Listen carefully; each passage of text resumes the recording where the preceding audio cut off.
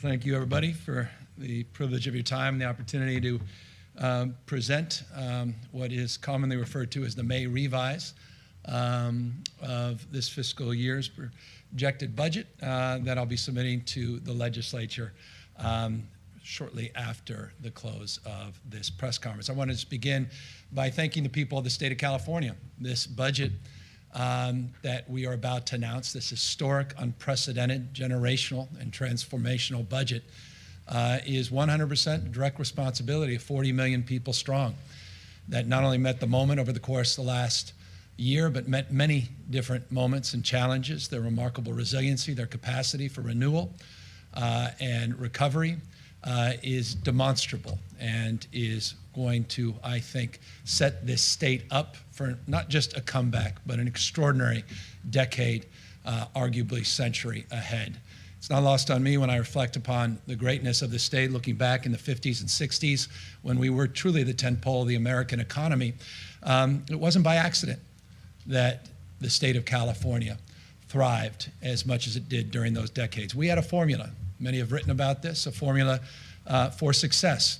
And it was predicated on some foundational principles, the support and investment in issues that are very familiar to all of us, issues like education and infrastructure, investment in research and development, the opportunity to push the boundaries as it relates to a regulatory construct that supported risk-taking but not recklessness, and an open immigration policy where, as some have suggested, we were able to get first-round draft choices, the best and the brightest from around the rest of the world. That formula for success, foundationally, is what we want to reinvigorate and we want to reinvest in today as this state, appropriately stated, is not only coming back but comes roaring back. Let's jump right into the California budget proposal for the fiscal year ending 2022. A balanced budget we are submitting to the legislature of $267.8 billion, a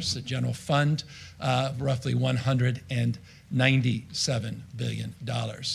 I am pleased to announce that this budget builds on a strong fiscal foundation, one that allows us to set aside even more resources for reserves, now record high reserves, $24.4 billion. You'll see referenced in slides, this slide, about $16 billion in the rainy day fund, a school stabilization reserve. This is remarkable, $4.6 billion in our school stabilization reserve. You may recall just a few years ago, there was no money, there was no reserve. In fact, some had speculated we would never see reserves in that account. We're setting aside $4.6 billion in that school stabilization reserve. You'll see the operating reserve at $3.4 billion and a safety net reserve of $450 million. $24.4 billion, the highest reserves in states' history. We're doing something few other states in the nation have done. We're using general fund to pay down long-term obligations to STRS and PERS, unfunded health care pension liabilities, long-term liabilities. These retirement liabilities, we're committing $10.9 billion, close to $11 billion to pay down these liabilities, $3.4 billion in the next fiscal year, and then $7.9 billion over the budget period, that 3-year period that we'll be talking a lot about in this budget presentation. So highest reserves in states' history, and using portions of the surplus, which I'll announce in a moment, to pay down long-term obligations, retirement liabilities, to a degree that I think few other states can lay claim. In fact, I don't think there's any other state in the nation that's committed anywhere comparable in terms of general fund support to pay down long-term debt, long-term retirement liabilities. This $100 billion comeback plan, the budget, of course, being larger, but $100 billion bolstered by support from the taxpayers as it relates to an operating surplus, which I'll highlight in a moment, and the federal stimulus, totaling about $27 billion. That $100+ billion comeback plan is the biggest economic recovery package, period, full stop, in California history. It's predicated and foundationally on a number of key areas, though this by no stretch of the imagination, the totality of the investments or even the presentation that I'll offer today, but it's built on themes that we've been highlighting all year, but notably all week. Focus on immediate relief for people that have been most impacted by COVID-19 and this pandemic, issues that predated this pandemic, the pre-existing conditions in the state of California, housing costs, affordability, and issues of homelessness, transforming, not paving over the old cow path in the vernacular that's often used, but transforming our public education system. More on that in a moment. Investments, historic investments in small businesses, workforce development, economic development, job creation, and of course, issues very sensitive to all Californians, issues related to wildfires, drought, and so much underlying challenges this state, this nation, the world we're living in face around the issue of climate change. Let's talk about the immediate relief package. Close to $12 billion, the largest state tax rebate in American history. No state, including this state, has ever rebated more direct dollars back into the pockets of taxpayers, earning up to $75,000. 2 out of every 3 Californians will receive at least a check of $600 once they file their taxes. This is a good inducement and incentive to file your taxes on Monday to get a direct stimulus check directly back if you're in that income bracket. Roughly 2 out of 3 Californians are. 78% of all tax filers, close to 80% of tax filers, will be eligible for that direct relief. Families with dependents will receive an additional $500, just one time, not per child, $500 check, and I-10 filers, regardless of their immigration status, will receive an additional $500 as well for one reason. It's the right thing to do when the federal government was not able to provide those supports. The state of California will step in to do what we can.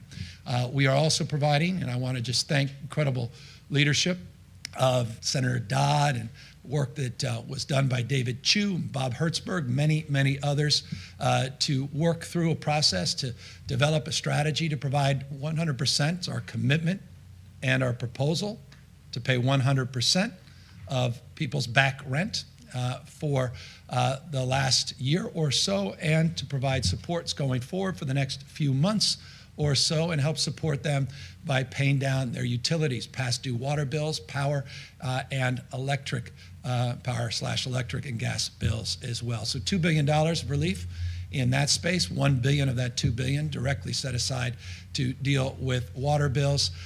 The $5.2 billion federal dollars coming in to support our renters. And again, cannot thank the leadership, the Assembly and Senate enough for the work they did on the first $2.6 billion of this $5.2 billion package. We have more work to do to get from 80% to 100%.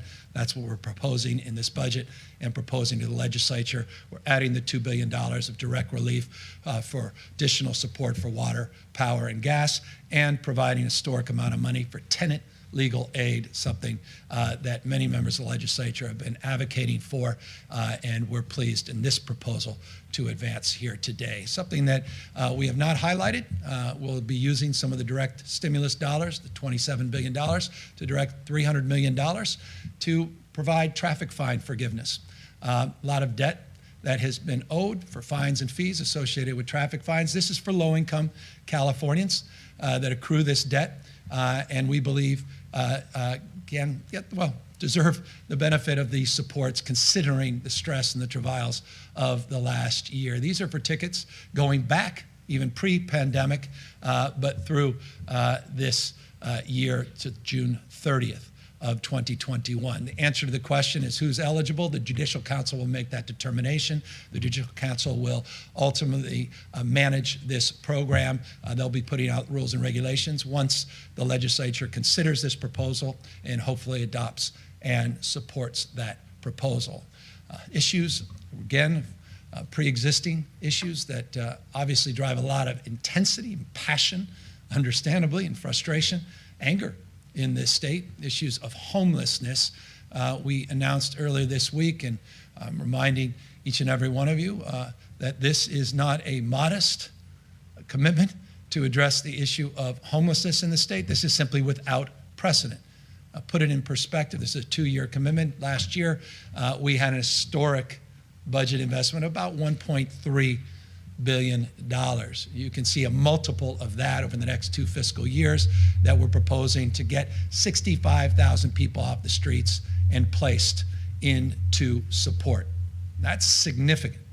65,000+ placements. In fact, I say plus because it actually is closer to 68,000 based upon our current modeling and analysis. $7 billion building off the successful Home Key, which has become a national model. You may have seen that the Biden administration identified Home Key as a best practice national model. They put up $5 billion nationwide. The state of California is committing $7 billion, building off broadly the proposal and the framework that was advanced last year, an historic effort to procure units and to transition people off the streets, sidewalks, and shelters into homes or into units. We were able to set aside $846 million last year with the incredible leadership and support of the Pro Tem Speaker and others that allowed us to procure 6,000 housing units in 6 months.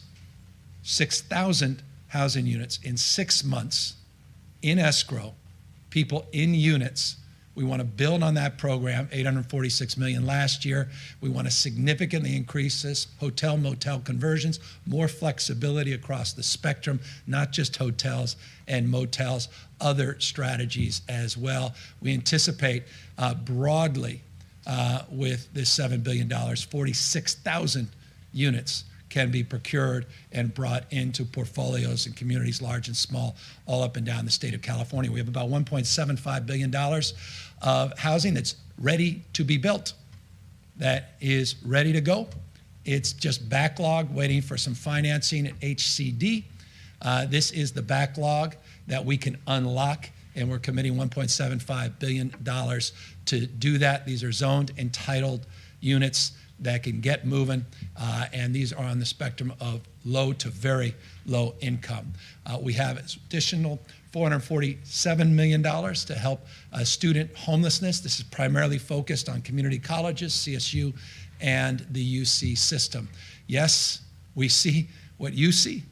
Those are the encampments growing all up and down the state of California. We have a direct encampment strategy, $193 million to create supports, create opportunities, to build partnerships, capacity with local government to address the unique and challenging, often vexing issues with encampments, chronic homelessness, a lot of individuals with behavioral health issues related to those that are self-medicating with drug and alcohol addictions. These create more challenging opportunities for the state, and we are setting aside some more specific resources to direct in that area, as well as resources to transition from the extraordinarily successful project Room Key, distinctive from Home Key. The Room Key provided supports for just shy of 36,000 individuals over the course of the pandemic. A little over 9,200 people now currently getting the support of Room Key. We want to begin to transition people from Room Key, create other opportunities across the spectrum, and that's the $150 million there. We recognize that not all homelessness is the same. One size does not fit all. Chronic single adults out on the streets and sidewalks and encampment, that's a very different issue than issues related to family homelessness. Our goal is to actually establish a framework and goal, and that's to end family homelessness in the state of California. We actually have some good data. We put out a new database, new data system a number of months ago that allowed us to analyze for the first time databases locally and nationally and compare and contrast and make a determination and actually have a numeric number that allows us to establish this goal with some confidence that we can achieve the results that we intend. We also are looking to provide supports not just on new homeless housing, but also focus on prevention, which is foundational in this space, like rent support, but other prevention supports, services of all types, to also build on this commitment. We also are looking to provide grants to local government, looking to leverage and match efforts at the local level. I've been working, and I want to just thank our partners, CSAC, our county partners, League of Cities, our city partners, for their help, for their counsel, their advice, and let me notably thank the Big 13 mayors, Democrats and Republicans, for their incredible advocacy and support in this area. It is, I hope, demonstrable in this record commitment of $12 billion to address homelessness over the next 24-month period. And it simply cannot happen without local leadership. At the end of the day, that is determinative. The state of California is supporting these local efforts. We want to regionalize, and we want to make sure there's direct and transparent accountability at all levels of these expenditures and these investments. We are working with Senator Skinner, among many others, on language around accountability. We look forward to socializing that as our negotiations take shape, but that is foundational as well in working through the issue of addressing homelessness in our state. And speaking of working through, let us be sober and mindful. I took the entire state of the state last January, not this January, but prior January, to talk about the issues of homelessness, housing, and mental health. We talked about the history of our behavioral health system from a federal frame as well as a state frame. It's not lost on me every time I walk into the governor's office. It was a governor's office. It was also office of Ronald Reagan, then governor of the state of California. I just read a wonderful book, Luke Cannon, that wrote about in detail Governor Reagan's first budget, where he began the process of dismantling the investments in our state's behavioral health system, our mental health system. It was never followed up with the community-based care that was pledged and promised for many different reasons, many different factors. I'm mindful of that, and I think all of us are living that example as it relates to what's happened on the streets and sidewalks over the course of the last number of decades in this state, increasingly all across this country, but notably here in our state. So what we're committing to today is the biggest investment in addressing what was dismantled decades ago, and that's $3.5 billion of new housing and beds, boarding care, adult and senior care, as well as beds that will allow for conservatorships. Remember, we signed a number of bills last year, working very collaboratively with the legislature on conservatorships, Laura's Law, and expanding the capacity for local government to leverage people into treatment and care. The biggest challenge has been, where do you place people? And that's why this $3.5 billion is historic, unprecedented. Forgive the hyperbole, you'll hear those words to describe much of what I'm going to present today, because those words are the best way to describe the unprecedented nature of these investments. So these are long-term commitments. This won't happen overnight, but this is building off of a lot of the strategies and plans we know are effective. Resources have been the issue, but our resourceful mindset will not be an impediment. And speaking of resourceful mindset, I just want to remind people, this was in the January budget. This actually was in last January's budget. It was delayed because of last year's economic conditions created stress on our budget. You recall a $54.3 billion budget shortfall the last time I was here a year ago, almost to the day. Now a $75.7 million budget surplus, 54.3 to $75.7 million surplus. We are now not just dusting off, but we have augmented, we have amended, we have improved upon the original CalAIM proposal. And this is about a once-in-a-generation historic transformation of our Medi-Cal system. It's payment reform, it's the integration of brain health and physical health. It's about incentives for wellness, treating people and their needs early before you care for them in acute stages and pay more later. Also has a component around housing. That's why we're integrating this in the homelessness housing section. But this is truly an exciting and enlivening transformation. I want to thank Secretary Galley for his incredible leadership in this space. Worked on this for years, and we're finally poised to do something big in this Medi-Cal space.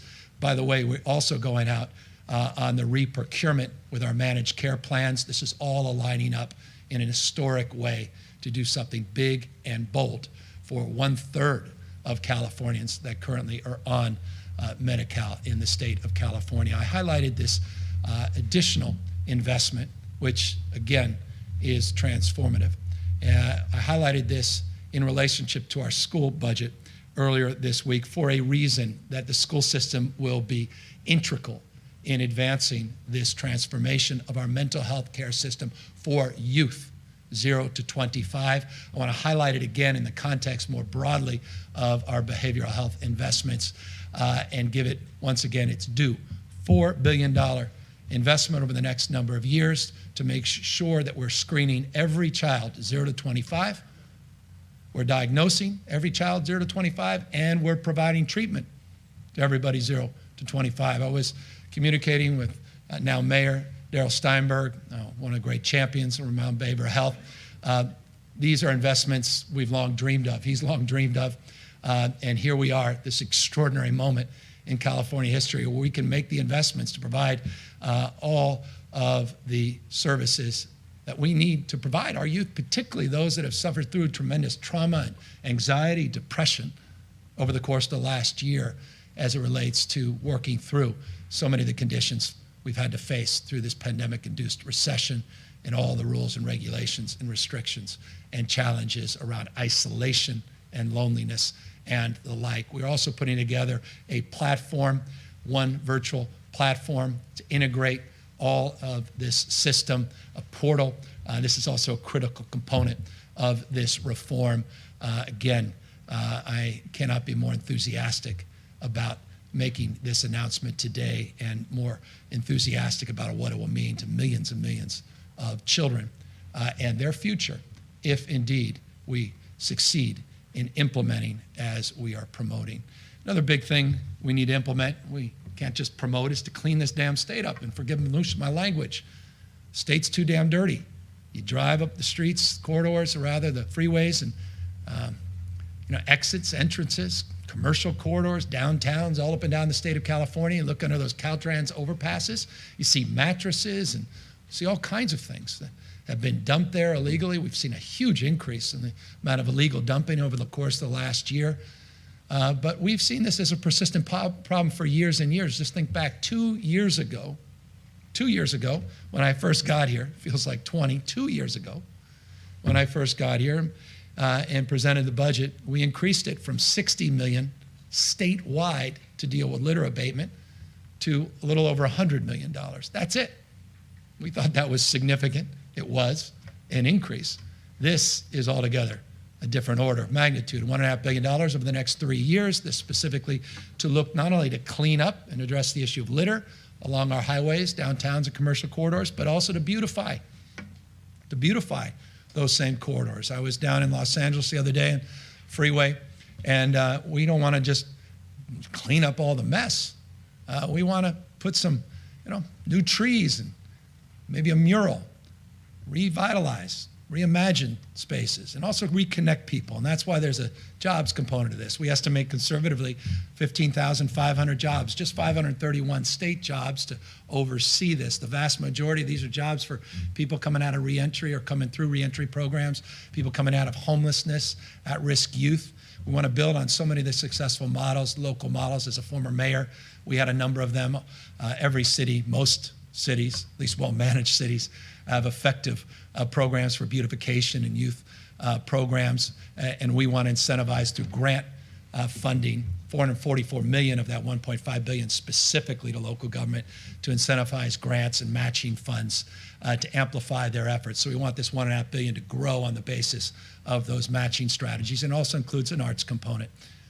We really believe that what makes California unique and special is our creativity, our innovation. We have so many extraordinary artists that have struggled over the last year in particular, and we want to bring that arts back into the public sphere, back in the public space, and that's a big part of this proposal as well. And so that's the broad strokes on homelessness, and there's a lot of detail, a lot of backup in that space, and we look forward to talking in more detail and specificity with the legislature. I want to thank Scott Wiener for all his advocacy and support, Phil Ting for his advocacy and support. I can continue some of the Rivas, so many others, talking about the issues of homelessness and housing that have been instrumental in helping us develop and define the parameters of that proposal. On the issue of housing, this 1.5 or 1.75 billion is not the totality of our housing budget. You noted that 1.75 that was specific to low-income housing that I put in the homeless bucket. It's north now. You add those together, $3.5 billion. Just wanted to give you some additive numbers here and, as it relates to the May revise in specific detail. We talked about this housing accountability unit. I just want to lead with that because I think it's incredibly important. It's the reason we had to sue one of our cities in the state of California. We need to build more damn housing. The challenge in the state of California is supply and demand. It's Econ 101. We don't develop enough supply to meet the demand. And as a consequence, we see prices continue to rise. There's also issues of time value of money, issues of delay, unnecessary delay and abuse, candidly, of the process and system. And so we have an accountability unit that we think is essential in advancing those efforts and working with local government and technical assistance to move things along. Because at the end of the day, as a former mayor, I understand this intimately. State can set the tone and tenor, but localism, as I often say, will be determinative in terms of the production and construction of actual units, working through planning departments and county boards of supervisors. Infill housing, we want to focus, and this is additional $500 million in the May revise, specifically related to VMT.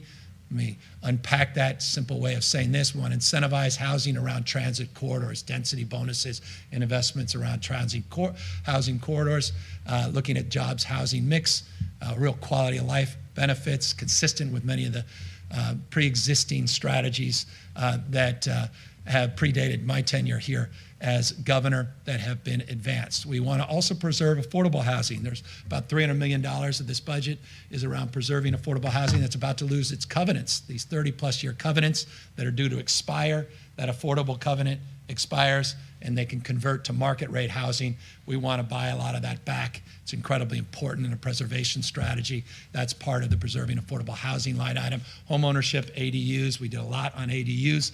I want to thank the legislature, Phil Ting, our pro tem, Tony Atkins, so many others that were instrumental in advancing the ADU legislative package, but we want to back it up with some resources, $100 million, first-time home buyer, $100 million, looking to continue to build on our progress. I've identified excess land for development, want resources in that space, and always need to do more on housing, construction, through apprenticeship programs. Talk about doing more.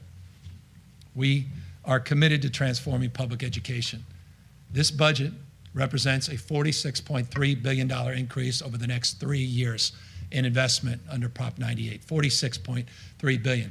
It increases from what I presented just in January by $17.7 billion, the education budget in this state. This is just simply without precedent. Let's take a look and unpack what that means. That $93.7 billion, by the way, does not include federal money, $15.3 billion. Does not include money that we're likely to put in under the GAN limit, $8.1 billion. We could just as well put out a number that is substantially higher. At minimum, we could put out the GAN number, additional $8.1 billion, and you'd see that number north of $100 billion. But that is a number we want to provide just for the purposes of clarity and a conservative number to give you a sense of how significant this boost in public per pupil investment is this year. $14,000 is now where we are per pupil. Just compare that to 10 years ago. It was a little over $7,000, close to double in the last decade per pupil investment based upon that conservative number of $93.7 billion. If you include the federal dollars, if you include the money that's actually going to K through 12 education this year under the basis of this formula, you add that 15.3, the per pupil gets to $21,000. I never thought I'd be able to say that. We've long talked about reaching that 20,000 per pupil threshold. But that, again, is that one-time investment coming from the federal government. purposes of this slide, this presentation. You'll hear from finance. You can go through the details with Keely and her team, and I'll brag on them at the end of this presentation. But for the purposes of just providing some clarity and conservative conviction to these numbers and backing them up, $14,000 per pupil. We are providing a 5.07% cost of living adjustment. That's base. Suburban districts should be pleased to hear this, not just others. We are paying down $12.9 billion in deferrals, leaving $2.6 billion balance. About 80% of the deferrals we're paying down. You can ask me later, if you wish, why leave $2.6 billion. I will likely answer that it's in relationship to the 4.6 in reserves. We're trying to find some balance in that space. We believe we can better utilize those dollars now with that reserve to more than cover the remaining balance under the deferrals. Nonetheless, we are paying off $12.9 billion of those deferrals in this fiscal year based upon the proposal that today we are submitting to the legislature. We talked earlier this week about our transformation package. Look, we want to make public schools essential. We want to make them competitive. We want to make our public education system enriching. We want to make our public education system what it's capable of being.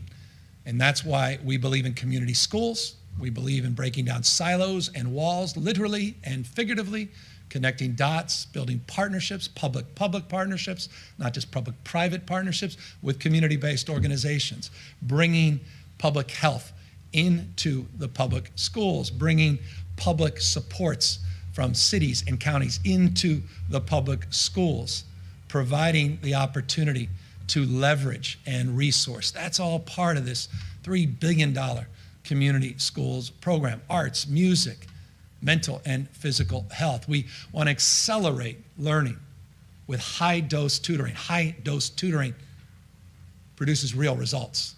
There's a reason we spell out high-dose tutoring. The ROI, the return on that investment's off the charts, and we need that investment, particularly to advance our equity principles, particularly for those that had some learning loss, though some have suggested you can't lose something you never had. So accelerated learning seems to be a more proactive, more appropriate way to lean in. But this builds on the $4.6 billion that we did just a few months ago with the incredible early action that was advanced in partnership with the legislature. So additional $2.6 billion in this space, but with more targeting around high-dose tutoring. $1.1 billion to reduce class sizes. This is important. It's not just the teacher ratio, but it's a counselor ratio, nurses, and others. That is a principal proposal, something that I think we all could cheer and celebrate. And $1 billion, Governor Schwarzenegger, I hope he's paying attention. This is $1 billion to build on his after-school program. After School for All was advanced many, many years ago, but created a ceiling, not just a floor, of about $550 million. That $1 billion is for this fiscal year, goes to $5 billion by 2025. That $1 billion increases to $5 billion by 2025. By the way, this is not just after school as was defined under that initiative. It also talks about enrichment before and after school, particularly targeted at low-income communities, and enrichment during summer school. We've got to extend the school year and reimagine the school year. I humbly submit, and we're providing flexibility and real resources in that space. No mandates, opportunities for districts to think anew, act in different ways. That's the point of these resources, to stretch the imagination, stretch the boundaries, the jurisdictions with community schools, and provide true surround sound enrichment, particularly for our low-income communities. I want to thank the first partner. I want to thank Senator Skinner. I want to thank so many others. Tom Steyer, his wife, Kat, others have been huge champions of the Universal Meal Program, healthy meals for our kids. We want to seed some of those efforts without ceding the federal support, and that's that $150 million universal meal proposal you see on that list. Now, some member McCarty, so many others, the Speaker himself would say no greater investment we can make than investing in our kids, investing in them early on. We talk often about the achievement gap. I have always countered it's not an achievement gap because that assumes people have been left behind. It's not that they're left behind always.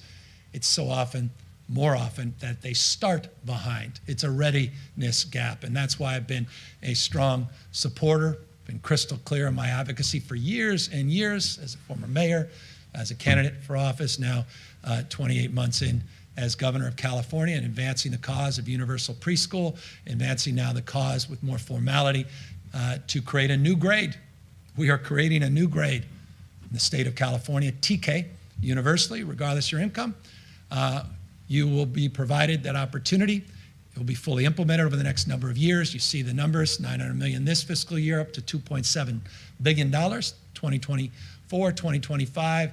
You can see the numbers of individuals that will benefit from this. By the way, the benefit of TK is an additional 3 hours of instruction, not just high quality support. This is extraordinary. I personally just, this enlivens me because I was hoping to get this done as governor over the course of a full term. The idea that we're 28 months in, if we get this proposal through the Assembly and Senate, you have so many great champions there, we can actually produce this result even sooner and get the ball rolling in a very meaningful way to change the trajectory of our young kids' life. By the way, can't do that without recognizing, as my wife often reminds me, of the impacts of all of these proposals and how they're disproportionately felt on the basis of gender and how women bear a disproportionate brunt of so many of the issues that we presented, notably around the issue of education and early supports, including childcare. And I just want to thank the Women's Caucus, Chair Garcia, others were strong, laser-focused advocates for more childcare slots. I hope they'll be pleased with this significant investment that will provide upwards of 100,000 new childcare slots. And by the way, we're front-loading this, using about $4 billion of federal money, also using general fund money, and we are hoping to make those investments, again, on the front end, not just on the back end. So we mean business as it relates to those 100,000 new slots. And so I just included in this frame because these two certainly are connected. And I'll tell you what is connected.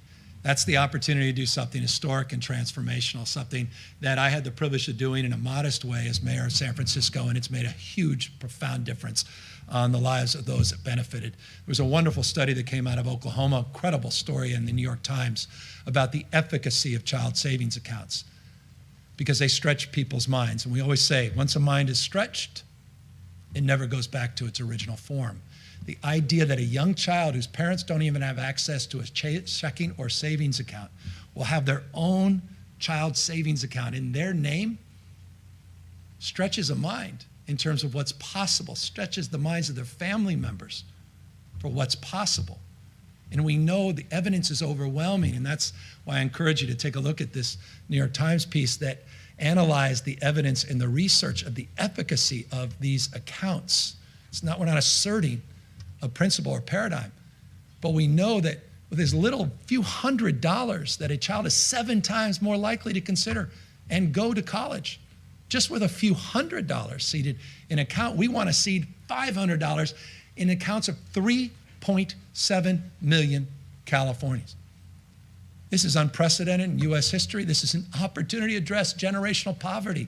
This is an opportunity to stretch a college-going mind, but also opportunity to look at trade school and entrepreneurial spirit, which is also part of this proposal, because we recognize there are many pathways for our children, but we want to provide opportunities once you graduate. And we want people to graduate, and that's also part of this initiative. We also want our young people to understand dollars and common sense.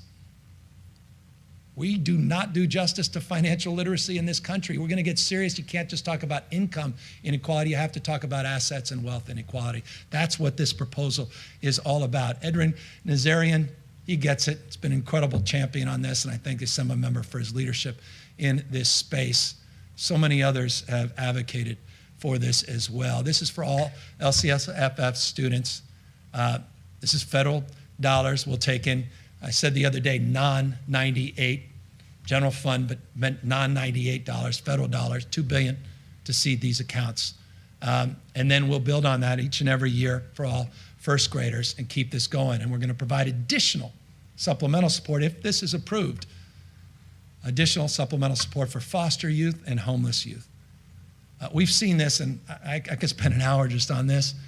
Just look at the kindergarten college program we launched with the Obama administration when I was mayor.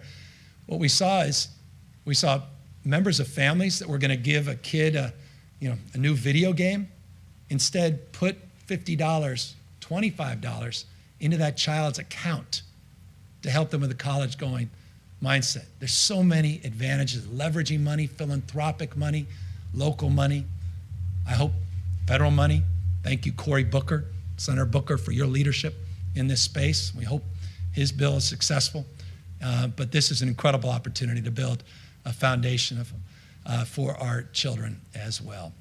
Look, you can't build a foundation without recognizing the most important impact in terms of the quality and outcome of a young child's experience in the K-12 education system is that relationship with a caring teacher. And that's why we need to do more to care for our teachers, and we need to have their backs because they have our children's back, particularly as we move back into full-time in-person instruction later this fall. We'll talk about that in just a moment. We want to build on the incredible work Linda Darling-Hammond has been doing, and the Superintendent of Public Education, Tony Thurmond, has been advocating for. So many others from the chair of our respective committees, Leva and O'Donnell, have been advocating for stronger support for teacher training and recruitment. Golden State Teacher Grant Program has been a big success, doesn't have enough money, $500 million. Expanded teacher residency, we know that works, more money. More teacher training and recruitment also includes grants for teaching in highly impactful subject matters like STEM, math, science, where we're actually having challenge recruiting teachers. We're going to provide additional stipends as well for teaching in high poverty districts and underperforming schools, all part of this broader spectrum of support. So preparing teachers, we're building on some supports in the past, but with resources that we've never had in the present and in the future, and that's reflected in this education budget as well. $2 billion. $2 billion is also being proposed to get our kids back safely in-person instruction, 100% universally this fall, with the exemptions that are pre-existing in terms of exemptions that are as of right based on long-standing statute, meaning we want kids back in person this fall, full-time. And on June 30th, midnight, the statute in the state of California will make that crystal clear that that is indeed a requirement. But we want to back it up with support. And we recognize we got a lot more work still to do to deal with anxiety, not just with teachers, but with parents, about our ability to safely bring back our kids into full-time in-person instruction. And that's why we're committing an additional $2 billion, building off the work that we did with the legislature and the incredible leadership of Pro Tem Atkins and Speaker Rendon. And I say that because I can personally lay claim to that, where they drove that $6.6 billion plan with their legislative leaders. And we want to build on that momentum and that incredible early support to support the health and wellness of our kids as we move back in-person instruction. One of the things we don't want to go back to is the experience we had last year. And that was the experience of recognizing the haves and have-nots, the divide, this digital divide. I guess the point is you can, play in the margins. You can continue to do what you've done, but you'll get nothing more than what you got. I have no interest in that, and I hope the legislature doesn't either. I know that Lena Gonzalez doesn't. I know that Aguilar Curry does not. They don't want to play small ball. They want to actually solve this. Broadband for all. Let's do this. $7 billion.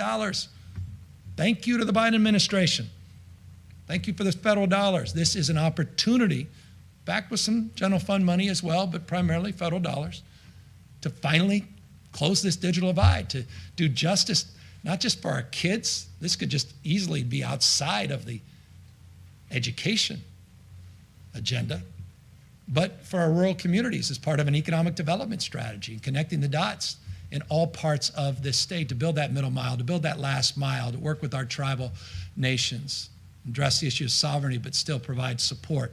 We can make this happen, and we're putting a significant amount of money to advance that cause. Let's get this done once and for all so that no future administration is talking about the scourge of the digital divide, and we don't have to go back to the old ways of thinking and doing. This is what the federal stimulus, from my perspective, was all about: catalytic investments to make generational change. This is one of those investments that will pay dividends for generations. Economic opportunities, address the issue of equity. All of these things are potentially advanced if we are successful with this proposal and the work that many legislative leaders have advanced and are underway. That said, we also believe that you should not end your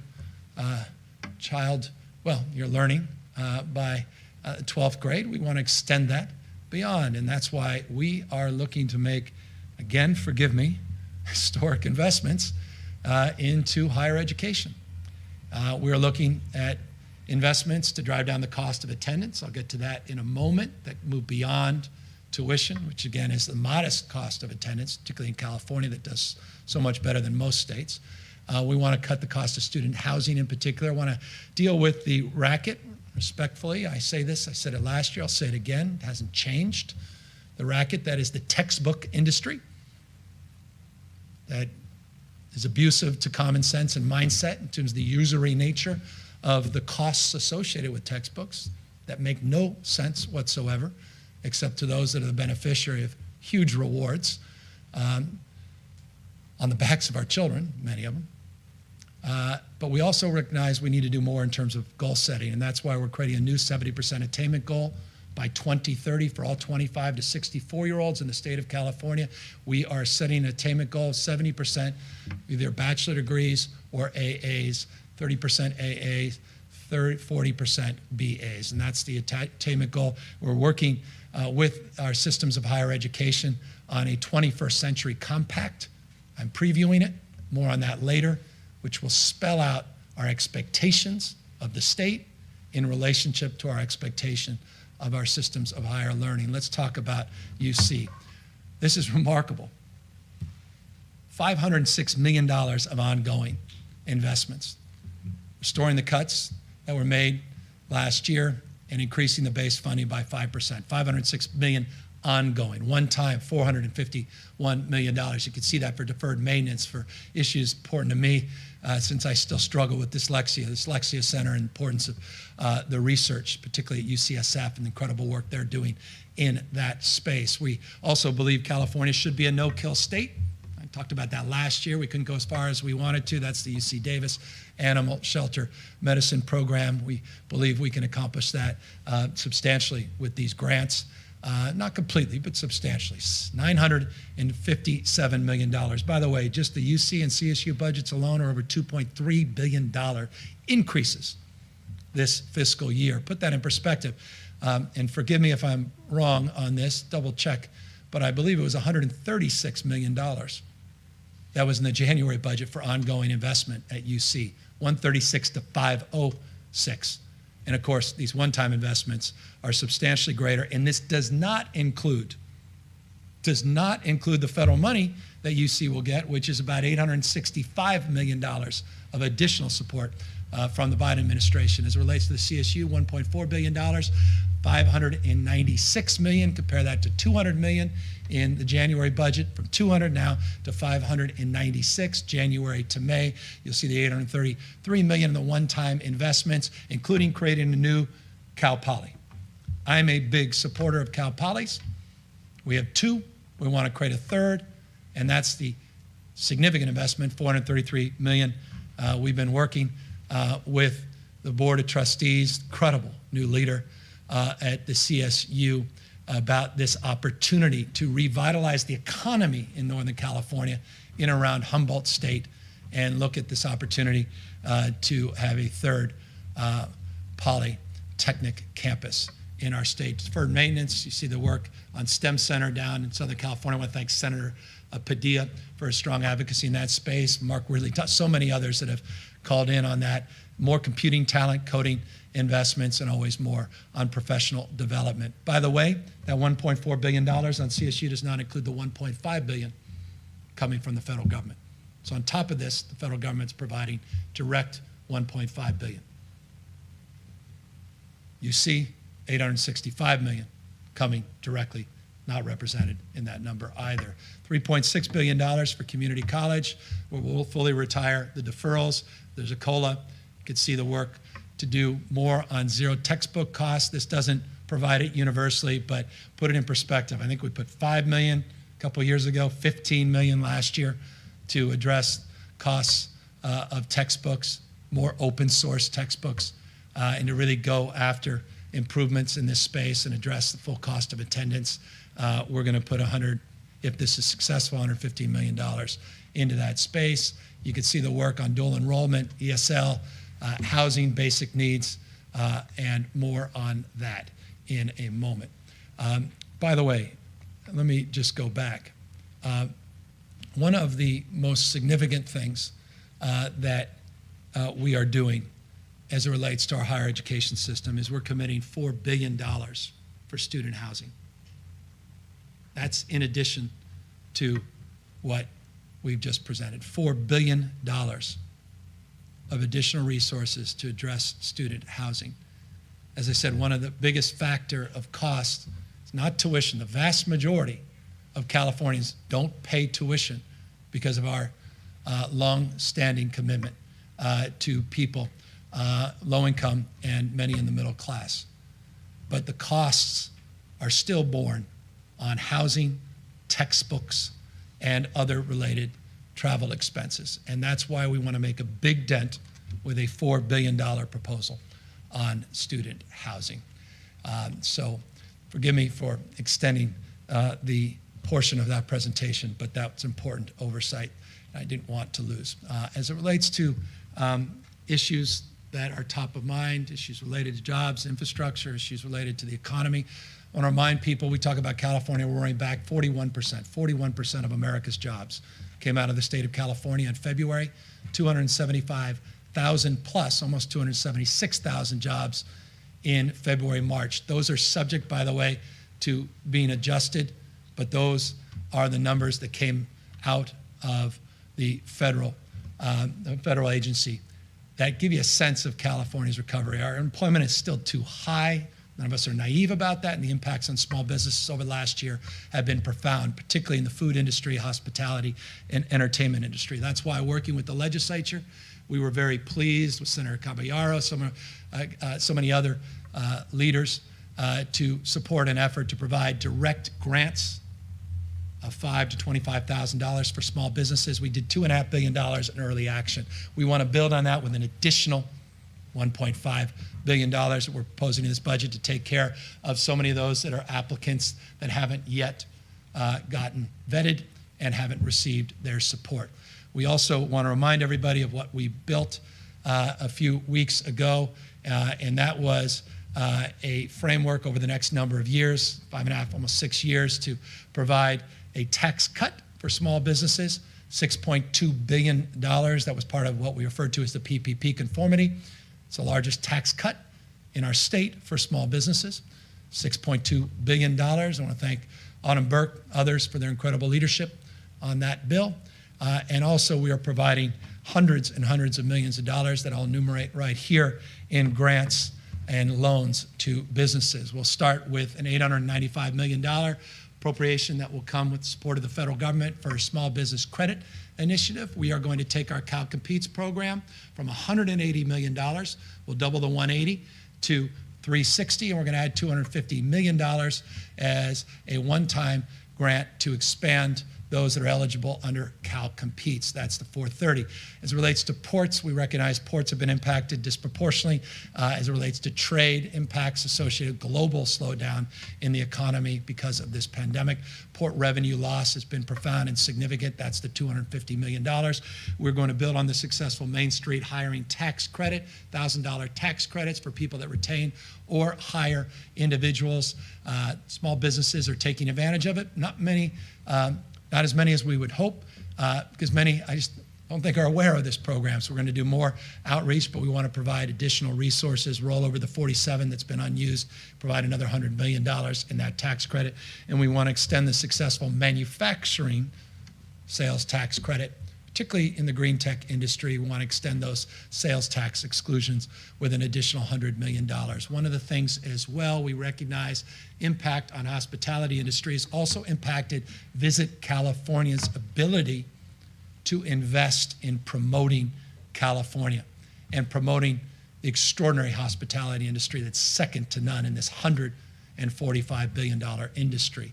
And that's why we are investing $95 million of promotion tourism in this state. No one does it better than Visit California. Some of the best ads, social media marketing materials in the country, best in class.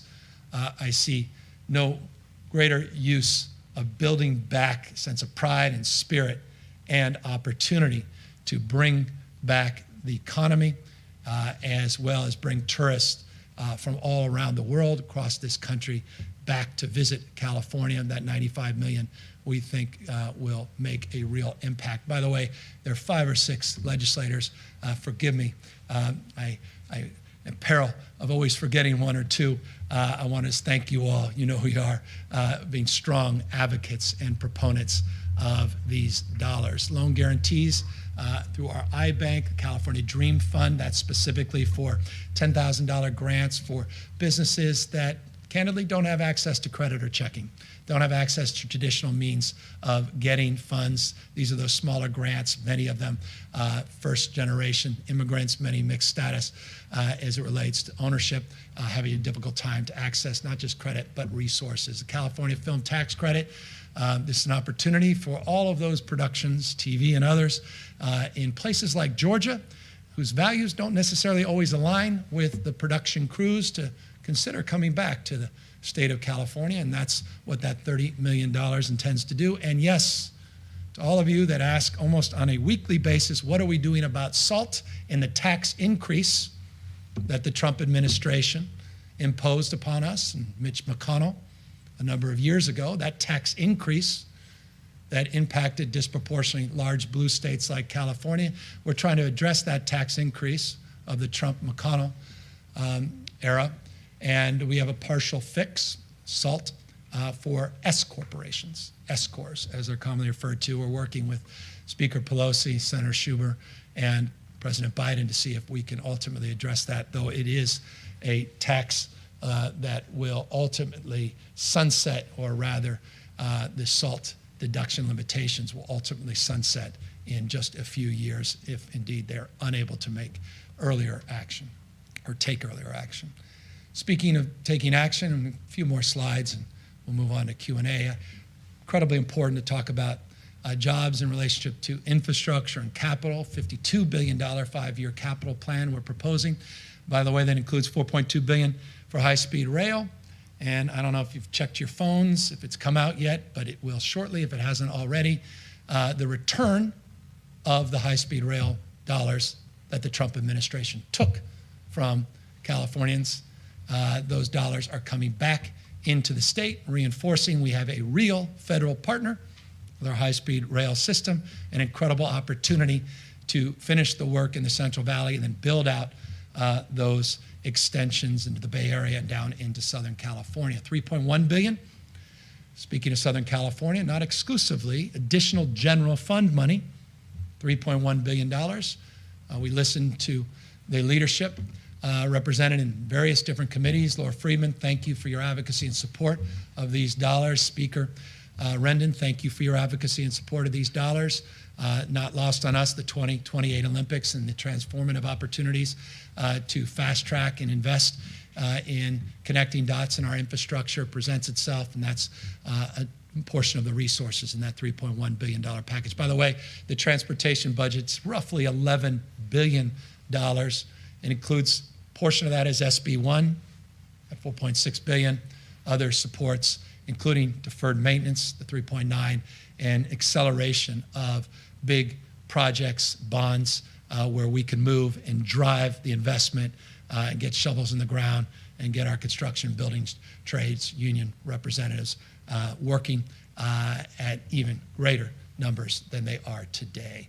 $3.6 billion, this is without precedent, simply without precedent in California history, the largest workforce development investment proposal that's ever been made. $1 billion specifically to provide grants from $1,000 to $2,500 for those that have lost their job, to allow them to go back to school and or start a business with flexibility and some creativity to provide these grants in a way that we haven't allowed for or even afforded in the past. $1 billion for an endowment.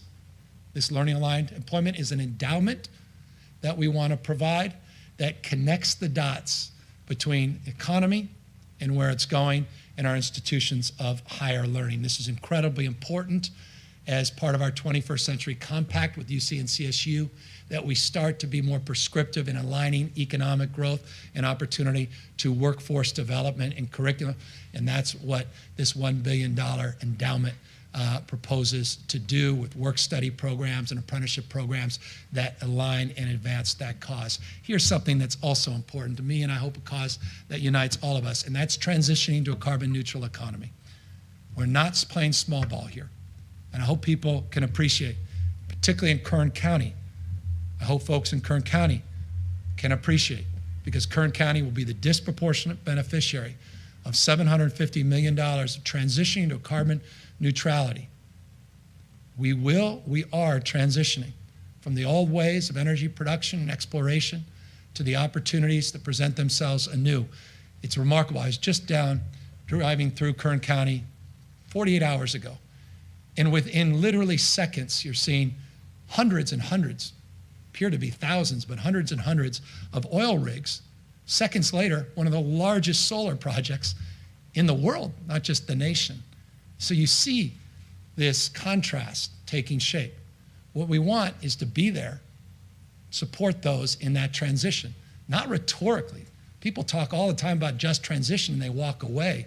We want to be there substantively to help with that workforce to transition to carbon neutrality. I'm going to talk more about another proposal we have in this place to back this up, but $750 million is not insignificant, and that's part of this package. Accordingly, we also want to build on some of the incredible high road training program partnerships that we have in the state, the amazing apprenticeship programs we have in the state, and you see a huge number there, $417 million to advance that cause. More partnerships as part of the Fresno effort we announced 2 years ago. We have a partnership in Fresno, in San Joaquin, and Imperial counties about reimagining the future and about what the economic opportunities look like. And we've seeded that over the course of the last number of years. We're going to expand that to 8 additional regions, including the regions that we identified as regions that are vulnerable in a transition, like Kern County. And so that's the $250 million, which we're very excited about. And these are proven partnerships, true public-private partnerships, aligning strategies, regionalizing efforts. And I just want to thank everybody, particularly in the Central Valley, for all their hard work in developing these partnerships, and we want to be there having your back and to help fund them. Speaking of having their back, people literally breaking their backs, helping the most vulnerable Californians in IHSS, in home supportive services. We want to look at career pathways. We want to look at career opportunities for IHSS workers. This is something we've been long talking about, hoping to get done this year. It looks like my friend April Verrett, Doug Moore, and others, I hope you have a smile on your face when you learn about these efforts. And I want to just acknowledge your efforts and thank you for helping us design components of this proposal. Speaking of components, as the Bible teaches us, we're many parts, but one body. And I say that to make this point. I don't think there's anything more important in the United States of America, let alone the state of California, than just enthralling ourselves with the notion that we're very different from one another, regardless of our political stripes, regardless of our geographic proximity to one another. We've got to start connecting in a more meaningful and substantive way across our differences. That's what service is all about. That's what volunteerism is all about. My political hero is Sarge Shriver, the vernacular of the 60s around community opportunity, many of the things Clinton administration picked up on around responsibility, all coming out of the work around the Peace Corps and legal aid to the poor. We need to bring back that spirit. We need to bring back that narrative. And we need to bring back support for all of these incredible programs, YouthWorks and all these other amazing volunteer initiatives out there through AmeriCorps and the like. And so that's what this proposal does, but it does it in a way we haven't been able to do in the past. This is really exciting. Looking at a minimum of 12,500 students to allow them to invest in community building projects, to invest in addressing some of the most vexing needs in their community, provide service, but also be rewarded for that service with stipends and scholarships. 450 hours for 9 months. This is something no other state's doing. This country should do this at scale with respect. If this country can get serious about this, we can solve 90% of the damn problems in this country. We just don't share common experiences like we used to. And while this is significant, I imagine we'd probably have to quadruple this in order to have the bigger, broader impact that we need. But nonetheless, it's a good place to start. Let's build on this, but this is an incredible opportunity. And I just want to thank Josh Friday, the whole Cal Volunteers team, and spirit of Daniel Zingali and Maria Shriver, not just her father, Sarge Shriver, for the opportunity to make this proposal and presentation and provide this as an opportunity for the legislature to consider. Accordingly, we want to build on incredible youth volunteer efforts, but also job opportunities that are happening at the local level. I'm so proud that Michael Tubbs decided to join the administration in an advisory role. Former Mayor Stockton has been out front on issues of UBI up front in terms of summer youth job programs. I was talking to Mayor Garcetti, Mayor Garcia, Mayor Liccardo, and of course Mayor Steinberg and Libby Schaff and London Breed. I can go down the list, all of them saying, give us more support for summer youth jobs, even beyond the summer. Do some matching grants, and that's what the $200 million of matching grants are about. And we're very, very excited about that proposal as well. I was also excited to recognize earlier this week the opportunity not just to declare a declaration of emergency and raise anxiety and create flexibility as it relates to issues of drought and water supply and conveyance and hydrology in the state, but also to provide some relief in this respect by building on Senator Atkins and the Senate's incredible leadership as it relates to drought resilience and their proposals around water security and water recycling efforts and conveyance and conjunctive use and issues across the spectrum.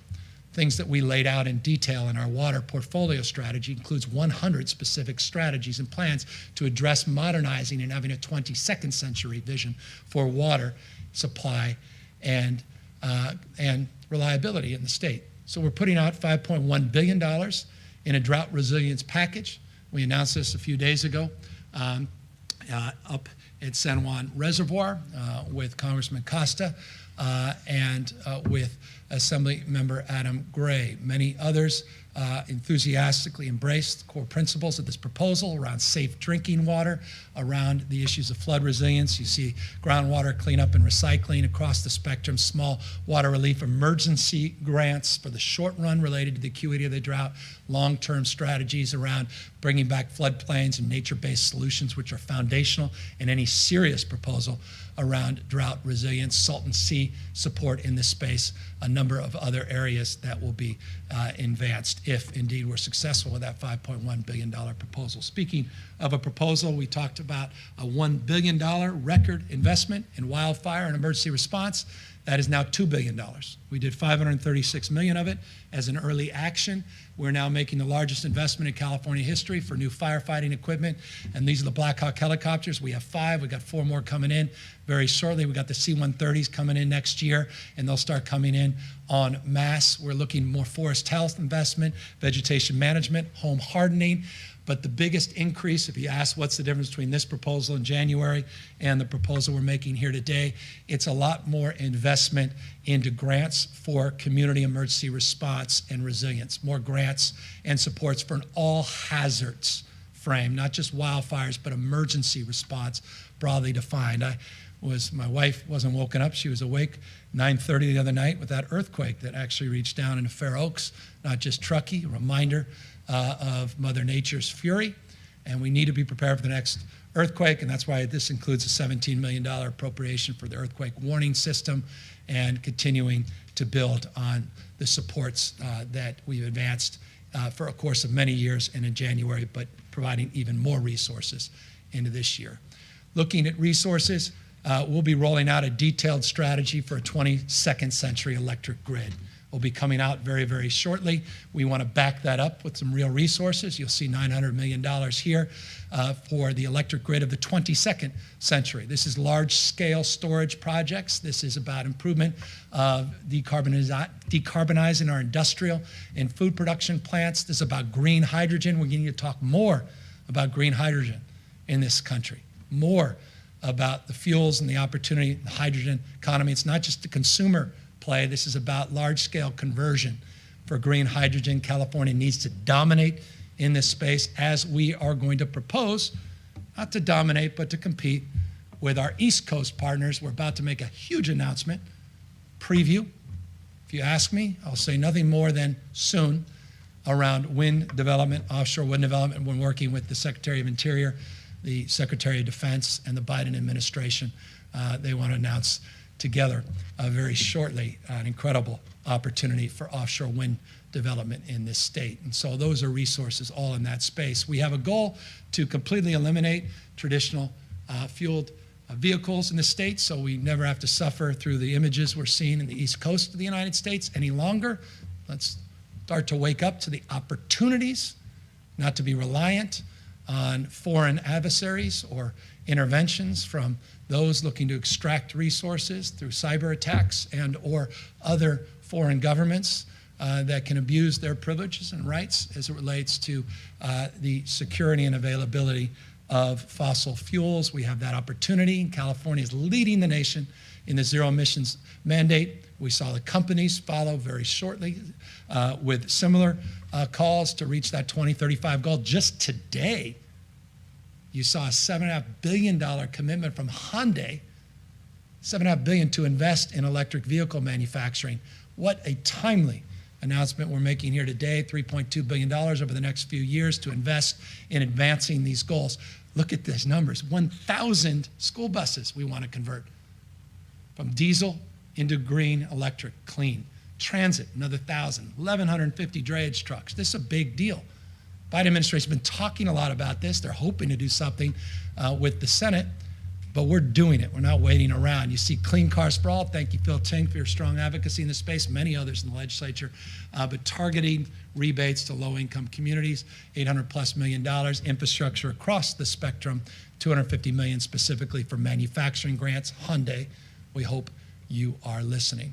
Speaking of climate resiliency, transition, $1.3 billion climate resilience package, $495 million to invest in addressing issues, large and small, building partnerships and grants with what's happening already at the local level, building on that as it relates to the urban greening strategies and some of the heat issues that we're facing some of our cities, and addressing ways to softening the edges, greening these communities. We're looking at sea level rise issues, flooding issues, and this is what I was looking forward to highlighting, a $200 million commitment to capping abandoned oil wells. $200 million commitment.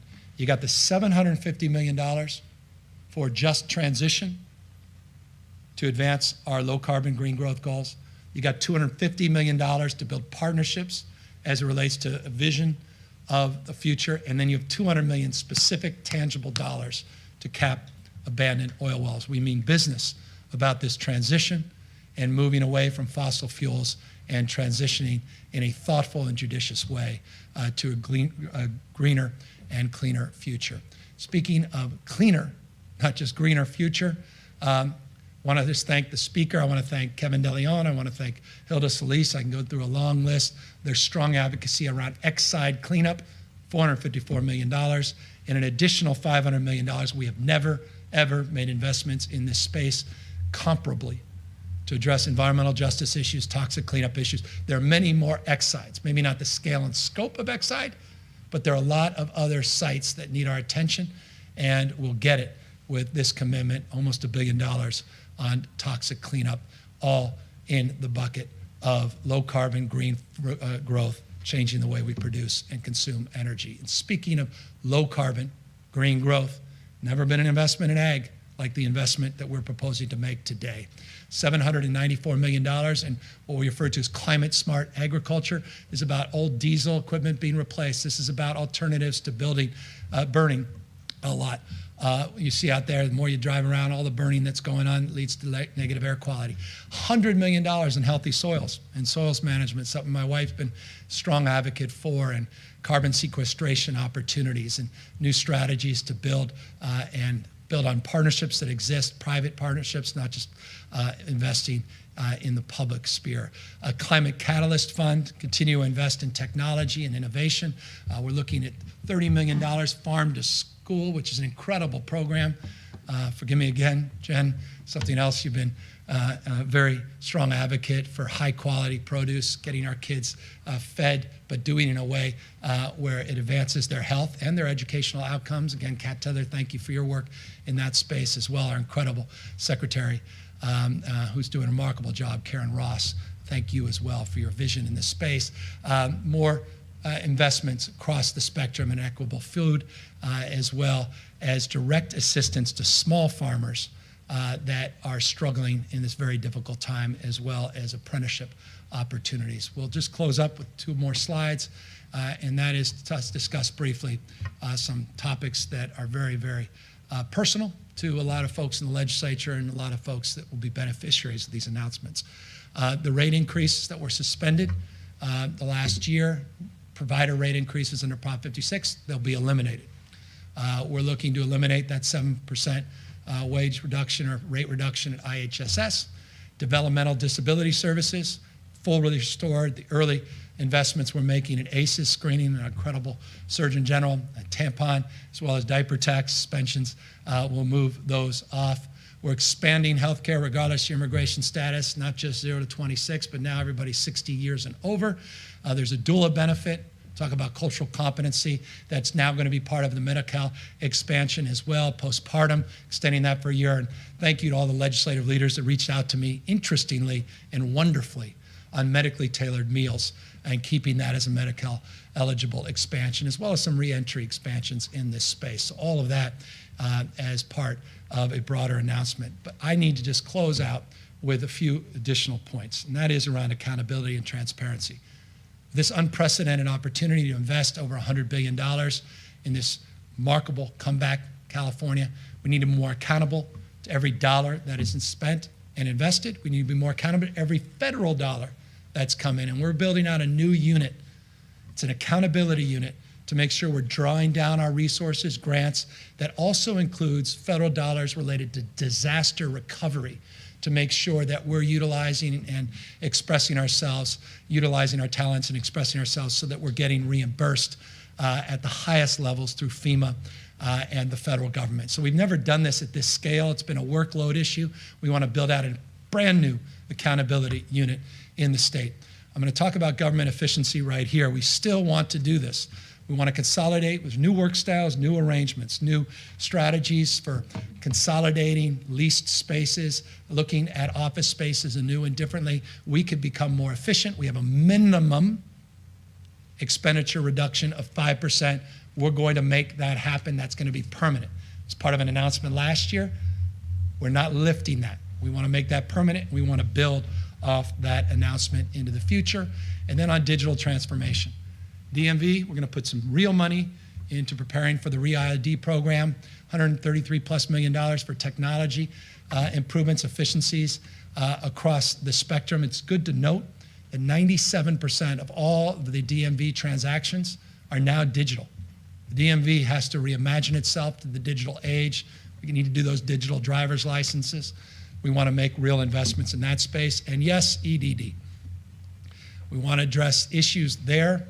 We've put millions and millions of dollars in triaging. We want to reimagine benefits management system, benefits broadly, by the way, not just EDD. We want to look beyond just EDD, the antiquated IT systems we inherited 28 months ago. By the way, we is the collective we, states large and small. I've talked to governors without exception struggling with these same issues that California has struggled with. We just don't want to continue down that path. So we're making investments to improve verifications, address the backlog. We've made great progress on the 1.6 million folks that are backlogged with 35% increase just in reduction of wait times in the last month. It's still vexing, still challenging. And then we want to reimagine the IT upgrade, and there's dollars in here that will do that, including dollars to address language access. On issues of innovation across the spectrum, this is the .gov space. We're also looking at Office of Digital Innovation and the Department of Technology by providing grant funds to do more than they've done in the past. And just briefly, we talked about the closure of 2 prisons. I just want to remind people that we are closing 2 prisons in this state, one on September of this year, 2021, one in June of 2022, DVI and CCC, respectfully. We're going to be reimagining the Department of Juvenile Justice with a new office. I want to thank all the legislative leaders for their support in that space. We're completely transforming Valley State Prison, completely reimagining it into a campus-like environment. We're going to put rehabilitation back in to the R at CDCR. And we're going to do something big and bold. And I'll just leave it at that. We can get in details another time as it relates to the transformation of that state prison. We also are going to expand Friday visitations. We don't think it. Data bears out.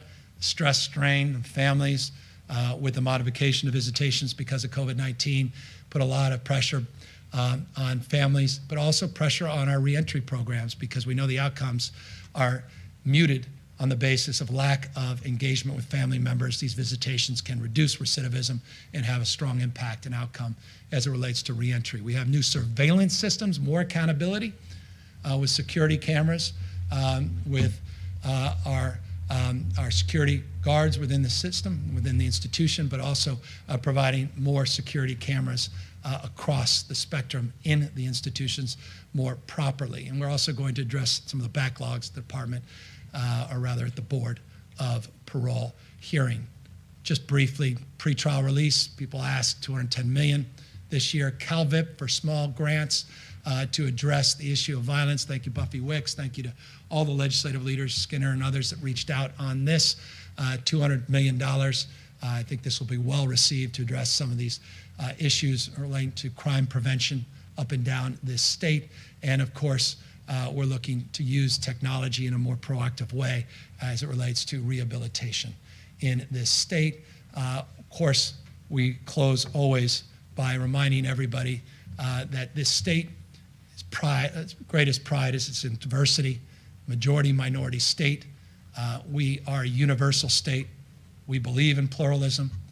We are a state that doesn't tolerate diversity. It celebrates diversity. And we think we need to do more to immigrate, to help support immigrants, integrate into this state. We're doing that in terms of healthcare. We're doing that in terms of pandemic supports. We're doing that in terms of financial supports. But we're also doing that to address issues around naturalization for DACA and helping address some of the fees associated with that. We're going to do that with wraparound legal services for our immigrants. We're going to do that for community college ESL classes, which is really important.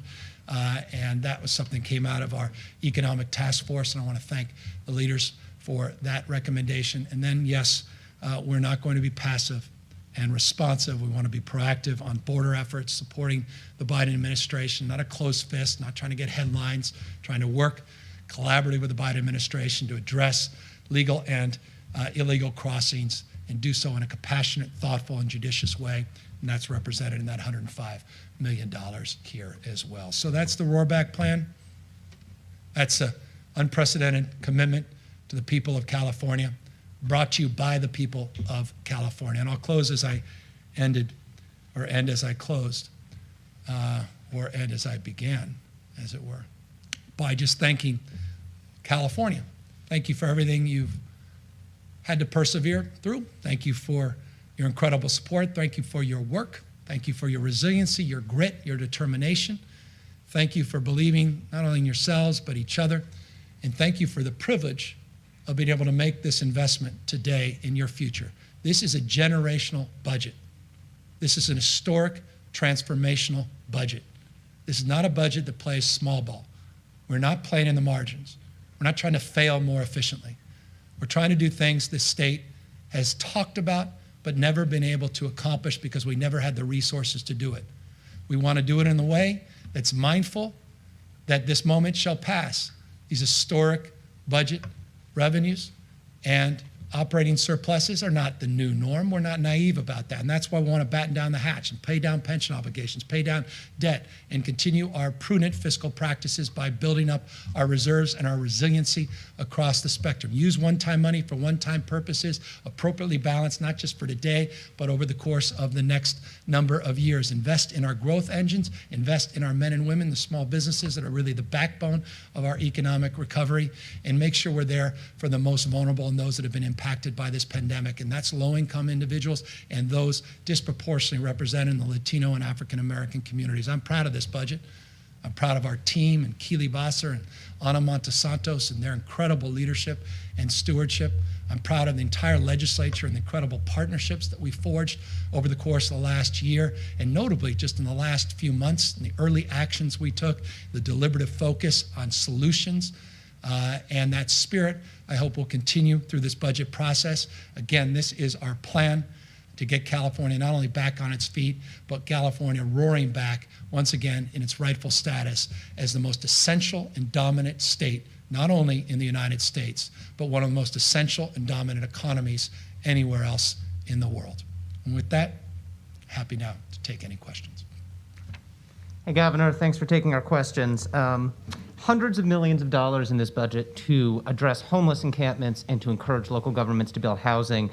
It looks like a lot of carrot and less stick, and I'm curious to know, is this just money that's being given to local governments, or are there measures to compel people out of encampments or to push local governments to build housing and potentially face penalties if not? Well, as you heard on Tuesday in the morning, and in the afternoon on Tuesday at two subsequent announcements in the space, we talked a lot about accountability. So the answer is no.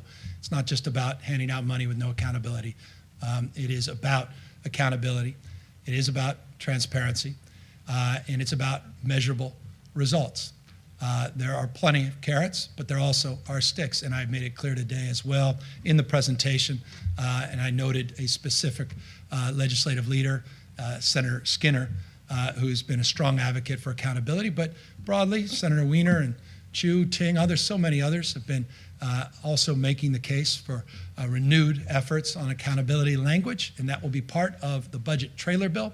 And those are conversations, as I noted in the presentation today, that are ongoing, and the details will be forthcoming. We're also working with mayors up and down the state on that language as well, and I've got to say, I've been incredibly inspired and grateful to hear from people like Darrell Steinberg and Mark Ridley Thomas, who co-chaired some of our task force work, that they're demanding those accountability measures be included in this package as well. And that's exactly the spirit that we will advance, and look forward to talking more about that before this budget is signed. Thank you. Laurel Rosenhall with Cal Matters. Regarding the people who work in state prisons, do you have any intention to make it a requirement for prison employees to be COVID vaccinated? I want to thank Glenn and the CCPOA team, the president. Glenn has been very proactive in terms of working to build trusted messengers, to build trust with his members, recognizing so many have not been vaccinated. He's not giving up on those efforts, and I applaud him for those efforts, and we have his back in advancing those efforts. That's where we are today in supporting that kind of outreach and seeing how far we can go. We have no further announcement to make as it relates to whether or not we're going to mandate those vaccines. We just want to give the opportunity to build on the work that Glenn and his team and the executive board at CCPOA have advanced. By the way, I just also want to acknowledge the CCPOA for being part of a lot of the reforms that we are promoting and advancing. Closing down 2 prisons in the state of California. No governor has been able to ever make an announcement like that. Thank you to incredible legislative leaders, Phil Ting among the most committed leaders in this space.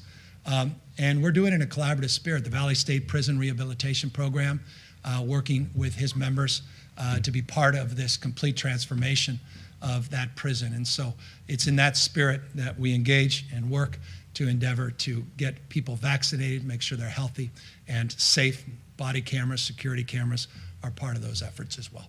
Thank you. And then regarding the college savings accounts for first graders, there was a study a few years ago of your program in San Francisco that you started as mayor, and it found that only 1 out of 5 families who got the account actually added money to it. So 4 out of 5 recipients of those accounts, the amount of money that the government put in was just the only amount that stayed in there.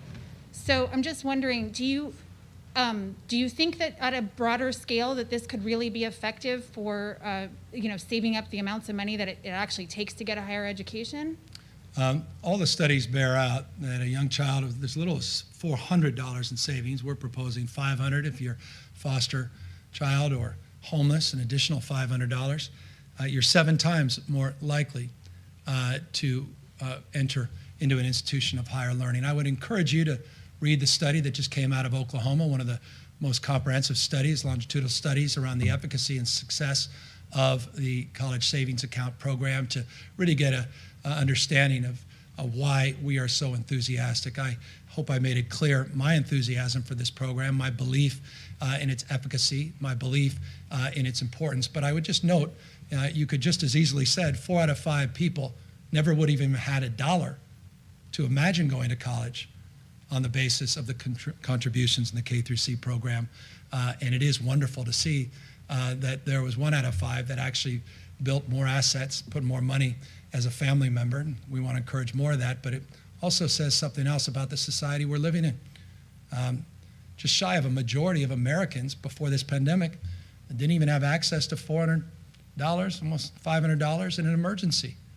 That's why we're making the historic investments we're making in equity, and that's why we believe in creating assets and opportunity, and doing that for 3.7 million low-income Californians is something I'm enthusiastically backing. Deborah Kahn, Politico. There's a lot of money in here for climate resiliency and broadband and other things that were originally being envisioned to be funded via bonds on the 2022 ballot. So I was wondering, to what extent do these proposals replace the need for bonds? I think they substantially do across the spectrum. I would give you another example, the $5.1 billion for drought resiliency that would traditionally be paid for bonds, but that's exactly, I think, what was inspired and envisioned around the Recovery Act, was to get moving and not look at 30-year payback periods, but look at opportunities to make investments in the short run to get people back on their feet, to get our economy moving all across this country.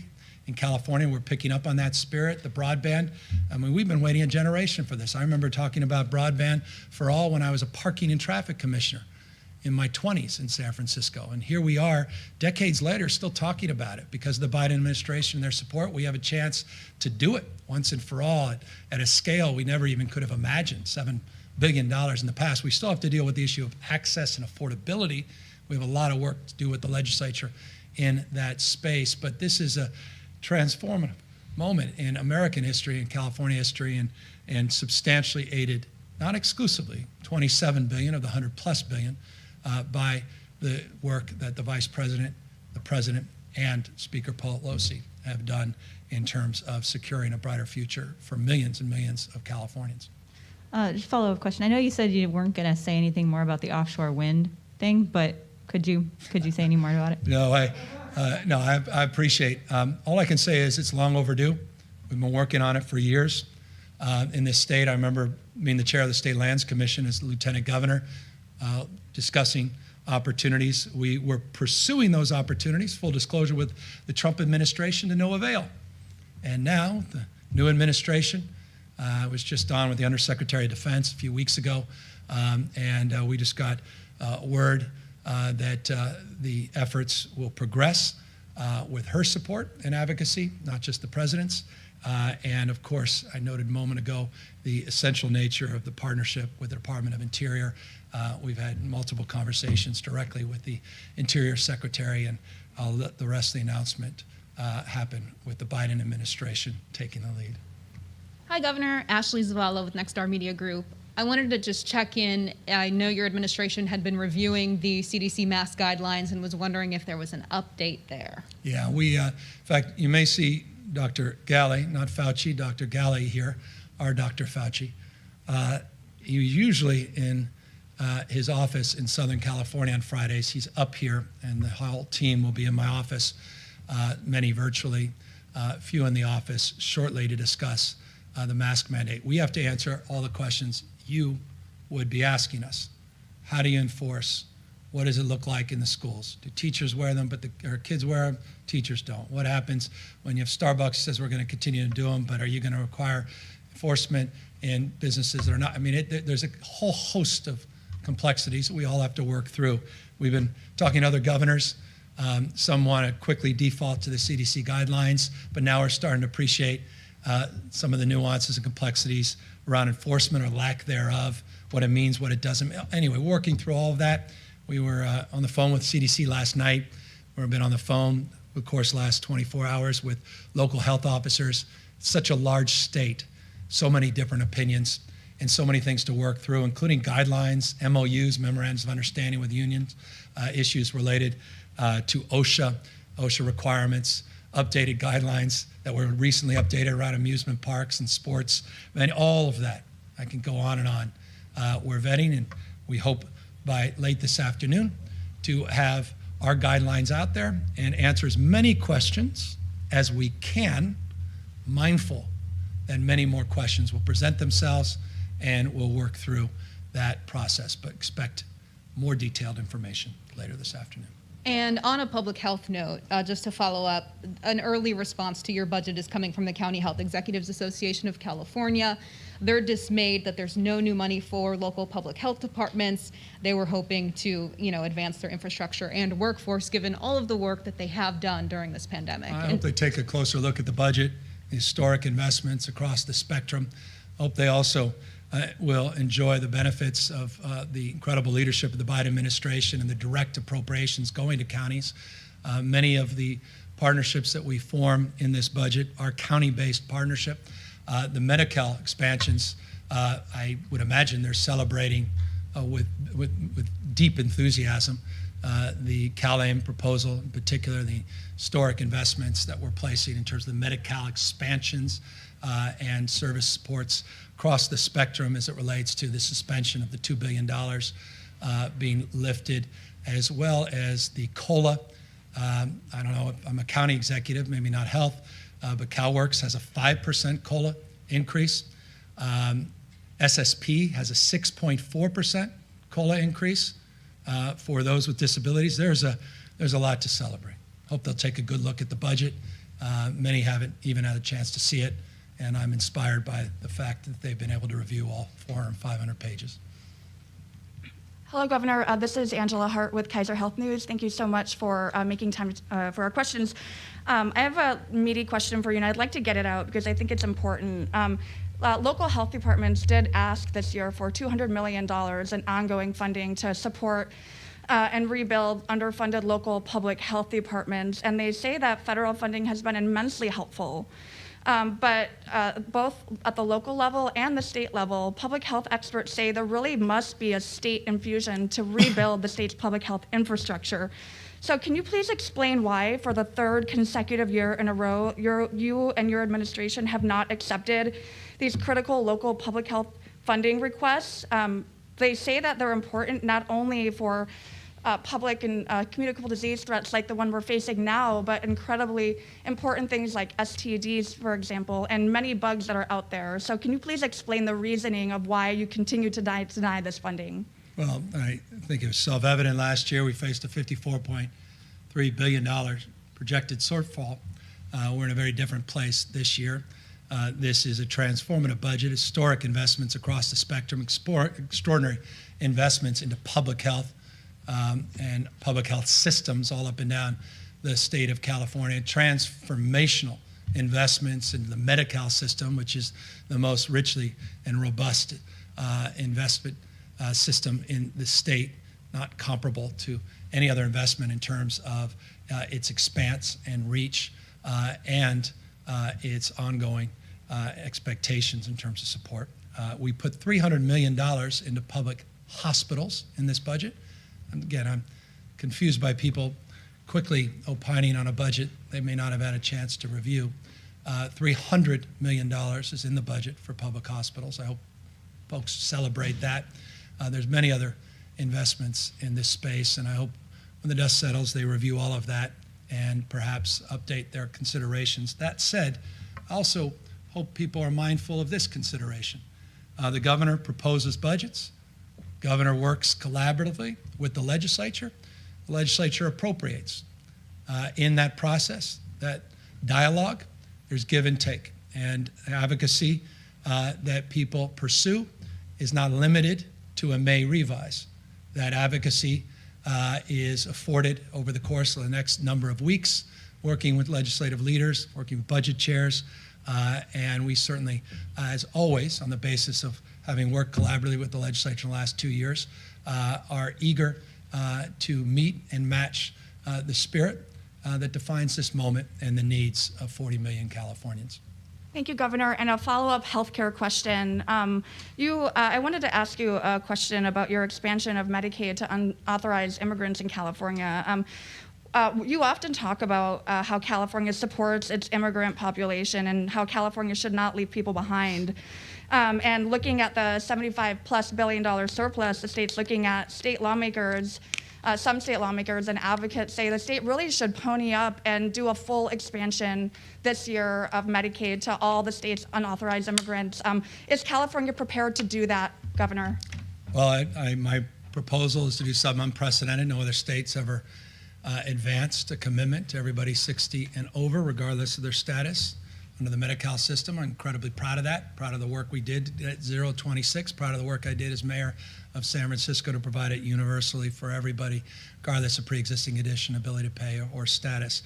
As it relates to advocacy, I recognize that advocacy. I support the credible work that Senator Durazo has done, and I thank her in many respects. The announcement we're making today is because of her strong advocacy. To Assembly Member Gonzalez, I thank her for her strong advocacy. It's represented in the commitment we're making today. But I'm mindful, as I noted during the budget presentation, that one-time surpluses can quickly give way to one-time deficits, and that to make ongoing commitments in the multi-billions of dollars crowds out opportunities to do the same in other areas.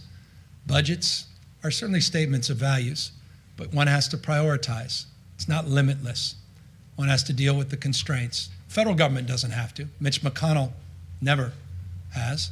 Others disinterested perhaps in budgets being balanced. California, we balance budgets. We're enjoying record surplus. But with that comes discipline and considerations into out years and considerations of trade-offs and priorities across the spectrums of needs. But the progress we're making is demonstrable, it's real, it's historic. No other state in America has done what we're proposing to do, and I'm incredibly proud of the proposal we put out today. Hi, Governor. I'm Tiffany Stecker with Bloomberg. My question is about the Unemployment Insurance Trust Fund. As your budget lays out, the state is about $20 billion in debt to the federal government. That's going to more than double in the next year. Is there any sort of appetite or plan to reform the system of how unemployment insurance is raised, money is raised and paid out in the state? Well, we're committing, and thank you for this opportunity. Again, there's so many things that I wanted to share. I imagine I lost 2/3 of you halfway through the presentation, just what I did share. But $950 million is being proposed in this budget, almost $1 billion to pay down a portion of that debt, using stimulus dollars to pay down in terms of the obligations to the federal government under the UI account. So that's a direct answer in response to your question. It shows a commitment we have to get a jump start on that payment. By the way, every state in the country will struggle over the course of many, many years to pay back that debt, as we did in the last recession, the Great Recession. It took a number of years.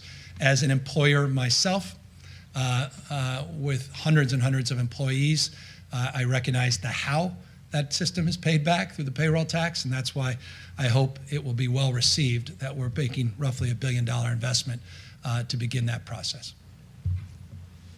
Hi, Governor. Nicole Nixon with Cap Radio News. You have said previously that you would not sign a wealth tax, but some of these proposals in your budget, like the stimulus checks that leave out higher earners, money for universal basic income pilots, are forms of redistributing wealth. So I'm curious, given the growing wealth gap we've seen over this past year, are you still against a wealth tax? Well, a $100 billion comeback budget that makes investments in addressing equity is demonstrable in terms of my values and in terms of our priorities, and I think are broadly shared by the vast majority of members of the legislature. When you are enjoying a 76 plus billion and growing operating surplus, I don't think it's time to do tax increases. I say that with respect. I support our progressive tax system, and that progressive tax system by definition affords opportunities to batten down the hatches, build reserves, pay down debt, and make the kinds of investments that we're making here today. It's a system that I embrace, and it's a system that we're operating under. And at a state level, I think the consequences of a state tax at a state level would be rather profound. Maybe let me rephrase that. Would you support cutting taxes for lower and middle income earners? We just provided the largest tax rebate of any state in American history. Some $12 billion of direct tax relief to middle-class families earning up to $75,000, those that were not beneficiaries of an effort that we advanced earlier in the year through the EITC program, which, by the way, we've close to tripled in the last few years in this state, something we're also very, very mindful and proud of. As it relates to the issue of supports for vast majority of tax filers, I want to remind you that tax rebate goes back to 78%, almost 80% of tax filers in the state. Governor, I'm Adam Beam with the Associated Press. I know so much of this money this year is one-time money. So just wondering, how can you call this a generational budget if so much of this spending won't be available in the future? Well, a lot of it is multi-year investments, some 2, some 3, some 5-year investments. We're using one-time dollars in creative ways, including creating an endowment, paying down debt, paying off obligations so we don't have ongoing expenses, paying down deferrals, being creative, providing more resiliency, more capacity for supports into the future. I think one of the most exciting things in our transformational plan for public education is how we've architected it. And I think this is an opportunity, not at this time, to really walk you through how we think not only those expansions will work in the short run, but how they'll be supported over the long run on the basis of demography, on the basis of trend lines, on the basis of our projected expectations. It's really a well thought out blueprint for transformation that quite literally is phrased in a 5-year vernacular lease through the Department of Finance. And I look forward to socializing that just as a proof point of how we're thinking and how we're architecting these supports. And your budget also includes $35 million for guaranteed income programs. Yes. I believe that this would be the largest government commitment to these programs that we've seen yet. I'm just wondering what your goal is for this. I know that the supporters of these programs hope to have these pilot programs and demonstrate to Congress that it's viable and to get Congress to enact. Is that what you're doing? What is your goal with these programs? As my mother reminded me often, seek first to understand before you're understood. What is so enlivening about what's happening in cities large and small, led by Mayor Tubbs when he was mayor of Stockton, but also amplified by mayors in cities like Oakland and recently in Los Angeles, is the iterative spirit, the innovative spirit, different strategies, different approaches to universal basic income, which by no means is novel. It's been advocated by conservatives and liberals alike. It's been advocated over the course of not just decades, but over centuries as a strategy and solution to address stability and to address anxiety as it relates to the social compact. That said, there are competing points of view as it relates to MINCOME, as it was designed in places like Canada, and UBI, unemployment benefits in places like the United States. And so we want to work through those examples, amplify the work at the local level, and our purpose is to support those efforts, take that data, take that knowledge, and make a case for expansion, contraction, or exploration throughout not only the state, but be a catalyst, as the state of California often is, for conversations all across the country. Governor Victoria Colliver with Politico. Going back to Medi-Cal expansion for a bit, your proposal is just only slightly broader than the January 2020 proposal for 65 and older. My question is, how open would you be to, say, allowing 26-year-olds who age out on Medi-Cal expansion to stay on it, or to even lowering it to about 50, just given our budget situation is much different than it was back then? Again, budget situation today is different than it was back then. These are ongoing, permanent expenses that increase over the course of many years. Again, we're not just balancing for today, we're mindful of tomorrow. What we're doing, 65 to 60 is not insignificant, let me assure you, and you can look at the delta in terms of the investment. It is a much more robust investment than we had proposed in January.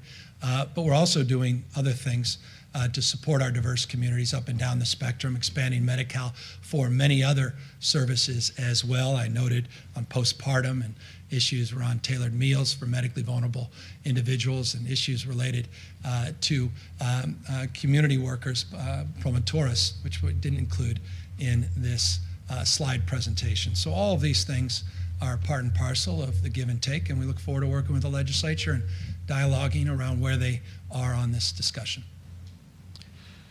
Hello, I'm Kevin John with ABC 10. Governor, you've highlighted a lot of the efforts to get people stimulus payments and debt relief, and you kind of touched on this earlier in your presentation, but I just want you to elaborate on this a little bit more. As we know, there are still hundreds of thousands of people who are struggling to get their unemployment benefits from EDD. Can they expect any help or relief soon?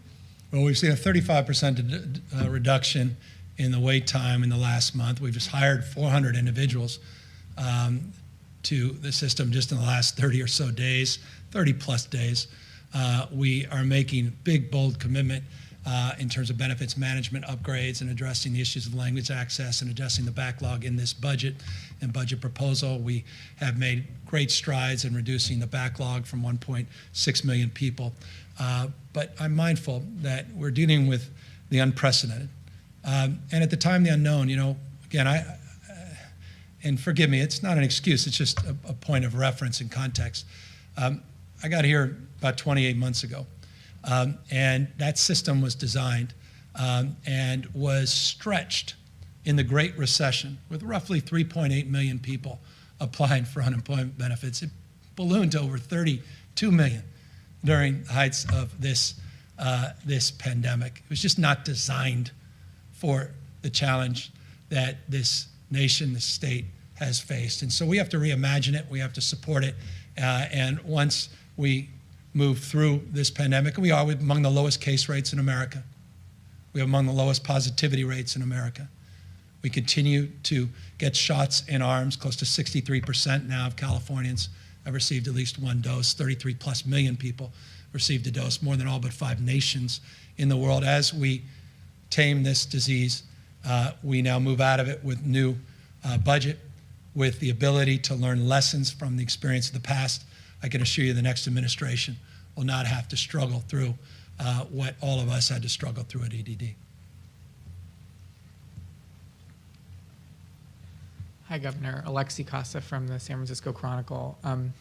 As you've noted several times today, we have just come out of a huge deficit, and until earlier this year, your administration was projecting that we would be headed back into one, yet you've proposed billions and billions of dollars of new ongoing funding. I was wondering if you could talk about your decision to support a lot of these very large new programs in education, healthcare, things like that, rather than, say, boosting up the reserves even further for the future, or, for example, cutting taxes as some of your Republican opponents have suggested we should do to return that money to Californians. Well, we've got to square the circle of that question with the previous two questions.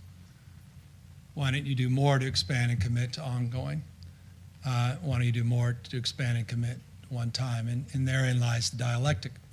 There lies the give and take, the balance that is balancing budgets. Some, again, the federal government is not familiar with. States are, and former mayors are as well. And so that's the balancing. $12 billion tax rebate, we don't think is insignificant, simply the largest of any state in American history. Again, 2/3 of all Californians, 78% of tax filers, will receive a minimum of $600. If you have children, another $500 million, and it includes I-10 workers, filers. We are providing resources to pay down $11 billion of pension obligations. That's unprecedented in state's history. That's dealing with the long-term concerns, STRS, PERS, unfunded healthcare liability. We have $4.6 billion in a stabilization account in education, unprecedented in state's history. That didn't exist a couple years ago at all. We have the highest rainy day fund we've had in history. We paid down the vast majority of the debt, almost exclusively, that was inherited from the Schwarzenegger administration. Governor Brown did the vast majority of the work, but we finished the job in the last 2 years.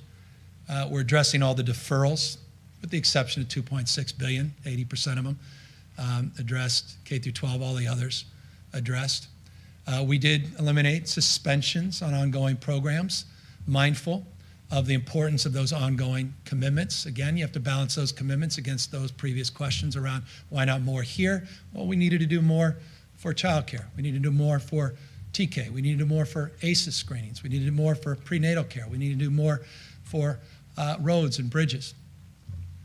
It's all part of the challenge of balancing budgets, and that challenge, again, presents itself to the legislature in partnership and with a collaborative spirit, and we look forward to working with them to work through their points of view as it relates to your question and the previous questions as well.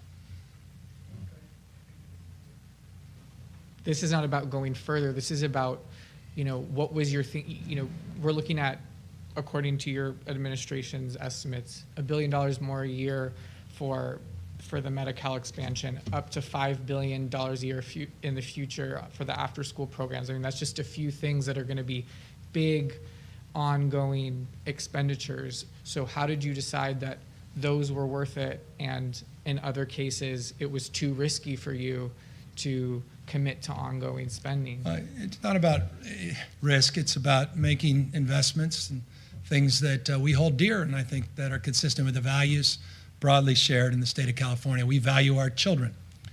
I believe that this state is way behind in terms of investing in its children, particularly 0 to 5.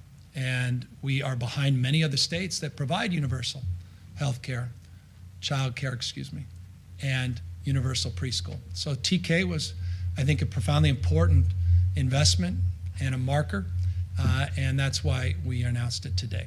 As it relates to providing health care, I believe in health care for all, but you can't do everything, but you can make progress, and we made a commitment. I made this crystal clear on the campaign trail. I made it crystal clear the first budget that I am going to continue to pursue that cause, and that's exactly what we're doing once again with this budget. So it's consistent with stated intent, historic commitments that I've made going back 20 years in my public career, and with, I think, the values of not just the people that we represent in the state, but the strong advocacy of many members of the legislature as well.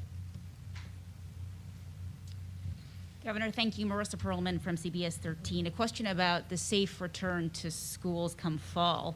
School districts across the state have been forced to quarantine kids because of delayed results and these false positives from the state's COVID testing lab. Inspectors found significant deficiencies at the lab in December. They investigated these whistleblower allegations in February, and then your administration vowed to make that investigation public by March. So the two questions I have: why won't CDPH release the lab investigations? And should schools be using the state COVID lab in light of these problems, especially with today's announcement of a full return to in-person learning by fall? Yes, they should, and you'll have opportunity to talk to Dr. Galley and his representatives in a moment in more detail. We were working with the CEO of a company that's operating that, and I have all the confidence that those issues have been resolved, and some of them were a bit, with respect to, overstated.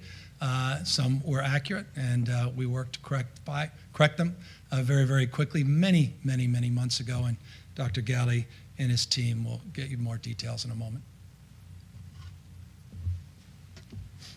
Sophia Bolag here from the Sacramento Bee.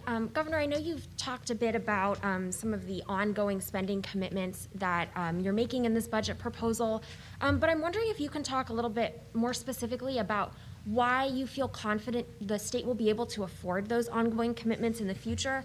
I know you talked in January about the threat of, deficits moving forward in the out years, and I'm wondering if that's changed. What are your financial analysts saying in terms of projected deficits or surpluses in future years? Well, this state's coming roaring back. Our unemployment rate is still stubbornly high. The sector of our economy that was disproportionately impacted by this pandemic-induced recession is in the hospitality, food, and entertainment industry.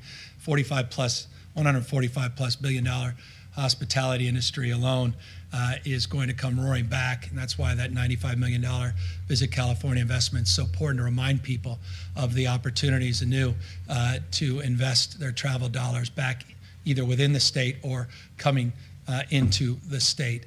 No more extraordinary state to visit and to recreate, including for Californians to visit their own state than California. And so we have great confidence in our economic resiliency, our recovery. 99 IPOs year to date. 99 IPOs year to date. 41% of America's jobs, as I noted a moment ago, coming from the state of California in February, 275,700 in February and March. Mindful that the April numbers will be much more modest when they come out in a week or so. Putting more money into the rainy day reserve, historic money in the rainy day reserve, historic money in our stabilization accounts, including public education, historic amount of money paying down long-term obligations, including $10.9 billion for pension and retirement liabilities. One-time money for one-time purpose overwhelmingly, but there are areas of ongoing investments, and that's typical in any budget. By the way, there were commitments last year, even with cuts that we made to ongoing commitments, even with that historic shortfall last year.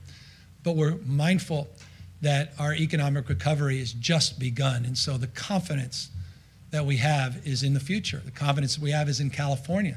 In California, it's 50+% of America's venture capital came into the state of California, more than double the next 3 states combined with respect to Massachusetts and New York and Texas. We have more startups this year than any time in previous history. We have seen remarkable resiliency in this state, and now we're enjoying historic revenue in this state. And so that gives us confidence in the future, confidence that we can make long-term investments and ongoing expenditure commitments at the same time that we recover. We also recognize in closing the imperative of making sure we have the backs of people that were most impacted by this pandemic. And people are hurting. People are struggling. Single moms out there that couldn't afford childcare, or their childcare daycare centers shut down during the pandemic, and even if they could afford it, they couldn't access it. As a consequence, they couldn't go back to work. And now you have folks across the country who want to cut their unemployment benefits. And some are criticizing them for taking care of their kids and helping work through this incredibly challenging time. People that are earning minimum wage and barely getting any money in tips. They need support, they need help. People out there still scared to death about this pandemic, that are still a little skittish and not ready to go full bore back in the workforce. We need to be there for them as well. And so those are commitments, not just one time, but we want to be there for working poor and the middle class in the long run as well. Our pre-existing condition wasn't literally just affordability, housing, homelessness. It's income and wealth disparity.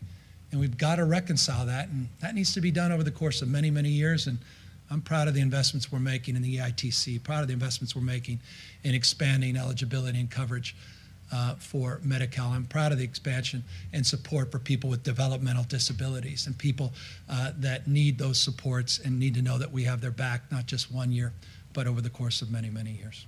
So, Governor, just to clarify, given all those factors you just outlined, are you expecting California's revenue to continue to grow in future years? Yeah, I expect as the economy expands, revenue will continue to grow. In many ways, we're still not back to pre-pandemic levels in every sector. We're enjoying historic windfall, particularly as it relates to capital gains. We're mindful of the stock markets and the vagaries of not just the markets themselves and capital gains, but also the nature of our progressive tax system. No one's denying that. And so look, yeah, no, I expect optimism in our future. We're not going to stand still. We're coming roaring back. And roaring back is about growth and renewal. We don't live in a framework of scarcity. Our mindset's of abundance. That's California's spirit. I talked about the tentpole of the American economy. California has long been the tentpole of the American economy. 3.9% GDP growth over a 5-year period before this pandemic. No other state came close, or at least the United States itself didn't come close, and no other large state that claims to compete with us, like Florida and Texas, outperformed the state of California over those 5 years. So I expect growth, I expect expansion, I expect new opportunities, revenue, discovery, innovation, entrepreneurialism, but you got to invest in those growth engines. That's our people, that's our talent, our physical and human infrastructure. It's our conveyor belt for talent, the university system, $2.3 billion in this budget, just to CSU and UC, paying down the full cost of attendance, $4 billion of student housing opportunities to reduce that cost substantially, dealing with the food insecure and housing insecure, paying down rental obligations, water and utility bills, so people have confidence once again and get back into the workforce. Boy, I'm long California, no other state like it in our union. Governor Brian Hickey with KCRA. Before I get to my question, I want to ask a question on behalf of the viewers I've been monitoring on our Facebook Live. Many of them state employees wanting to know the status of the pay cut. They're hearing all of this about the surplus, wanting to know when they're going to get their pay restored. Well, we're in the middle of negotiations with their labor representatives, and so that is all being negotiated in real time. In the 2 contracts, SCIU and CCPOA, those contracts have already addressed those cuts, and we're working with all the other bargaining units with the intention of restoring and supporting their workforce, our workforce, and their representatives. That said, I want to just acknowledge our workers. You know, it's often lost. I've met many people that just seem to habitually be in a framework of negativity, even when there's much to be grateful for in life. But they often say, well, public employees, you know, they don't show up to work. They're not doing anything. Some of the worst employees out there, and, you know, they haven't done anything for me. Well, just consider it. Every state employee took a big pay cut last year so that we didn't have to make cuts to critical services and supporting vulnerable Californians. I'm really proud of our workforce, proud of their resilience, everything they suffered through. They were there for us last year. They took wage cuts. And so to those folks on Facebook Live, I want to thank them for their service, their resiliency, and let you know that we intend to be there for you. You were there for us last year. We're going to be there for you this year. And Governor, back to my question now. Just last night, I was talking to a neighbor who's a local business owner of a very popular restaurant here in Sacramento. He said even if given the opportunity to open 100% right now, he can't get employees to fill those jobs. How do we transition from this opportunity to help people in their time of need to getting them back to work, to getting them off of those payments, basically, and getting them back out to what they want to do, and that is to go to work? Well, the supplemental unemployment insurance expires in roughly, give or take 90 days. So in many respects, that's academic as it relates to that $300 supplemental, which seems to be all the rage for some folks as the culprit for some of these issues. I think it's a lot more complex, and I don't say that intellectually. As a guy who started 9 restaurants, I say that with intimate knowledge and understanding of the challenges of the industry. That said, I think that issue resolves itself over the course of the next number of months, and it's beginning to resolve itself. I know it wasn't reflected in hindsight in the rear view with the April numbers, but I'm confident, truly confident, that it will substantially resolve itself into the future. Governor John Myers from the Los Angeles Times. The hour is late, so let me try to be brief with a couple of things to get you to explain. I want to talk about the tax rebates in the budget that are effective the GAN limit. You've talked several times about the high number of taxpayers who are going to get it back, but largely they're not the people who paid it, because they're people above the $75,000 income level that paid a lot of that tax. What do you say to people who think this might be some redistribution of wealth that you were proposing, because the GAN limit doesn't specifically say that's the group that would get the money? We have a progressive tax policy. I guess you could say that in the abstract or just independent of this budget, every budget, because that's the nature of our progressive tax system. So that's been the case, predates this administration, prior administrations. codified not once but twice by the voters of the state of California in terms of the increase, that progressivity.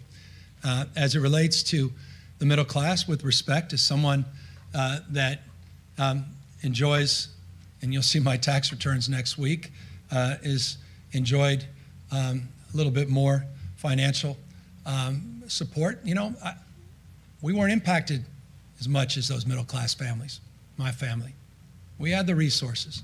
And I'm proud of the fact that some of the dollars that I'm putting back into the California coffers as a taxpayer are going to help those single moms out there.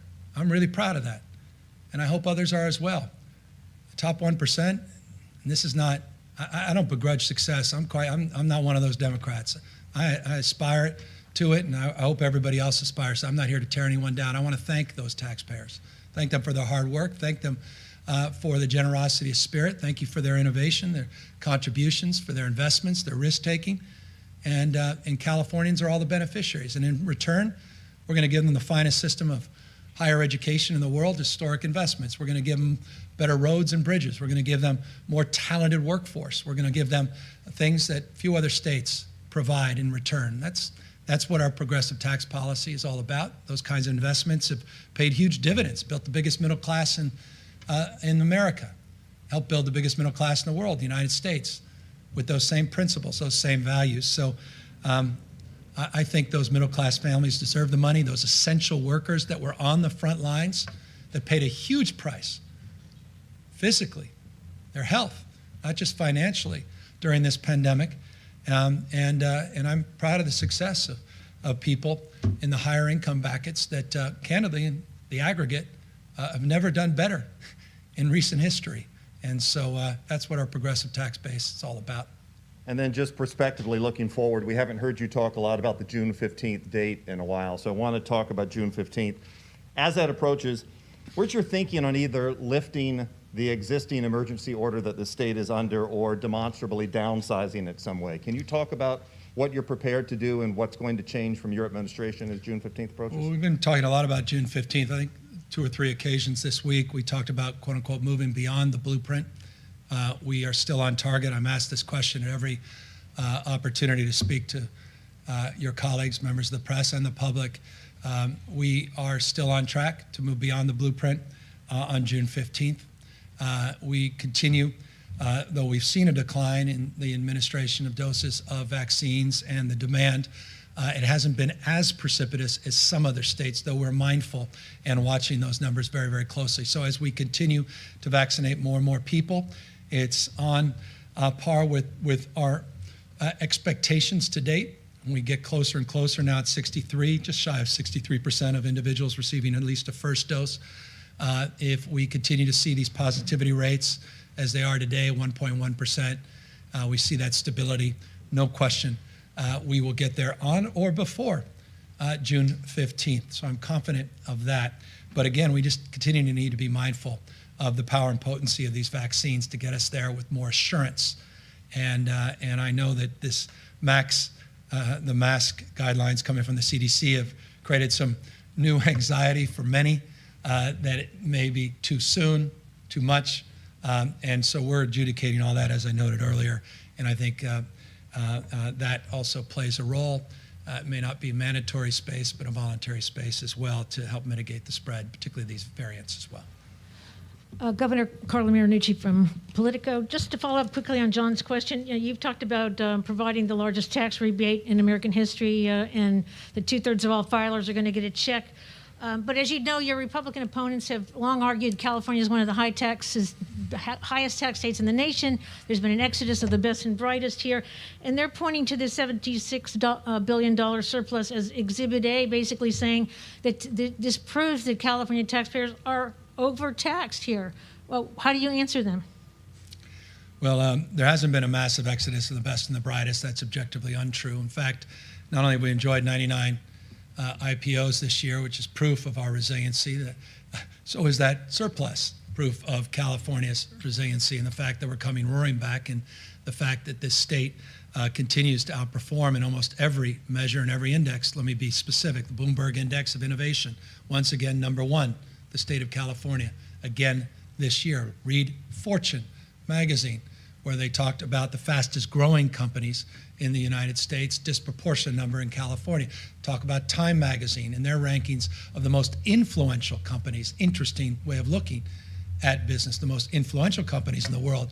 Of the 64 that were in the United States, 31 are in California. Look at the venture capital, record amount of venture capital in the state of California last year. I think facts matter, and I know there's some high-profile individuals of great net worth that have made great wealth in California and have chosen to relocate, but there's also hundreds and hundreds of people that have not only moved in, but also have generated enormous wealth just in the last few months. I think those 99 IPOs give you some evidence of that kind of prosperity. That said, California has a progressive tax rate. No question about that. It's not new. We haven't increased taxes in California since 2012. The last tax increase, general tax increase, income tax increase to be specific, occurred by the voters in 2012. If those individuals you're referring to wish to go back to the voters, they'll have to do it on the basis of those voters not once but twice supporting that increase. Prop 30, Prop 55, 55 by even larger margin than Prop 30. They can't do that on the basis of a press release, a tweet, a desire, or even through a legislative process. That would have to be done by going back to the voters and making a case anew. I would encourage them and you to consider this. Kiplinger's well-known financial publication did an analysis of taxes in this country, but not through the lens of just the small number of 1% earners, but through the lens of all of us in this room, the lens of the vast majority of Californians and Americans. And they looked at what the average American pays, average American defined by 50 states. And California came out in that survey as a tax-friendly state, right there around Texas.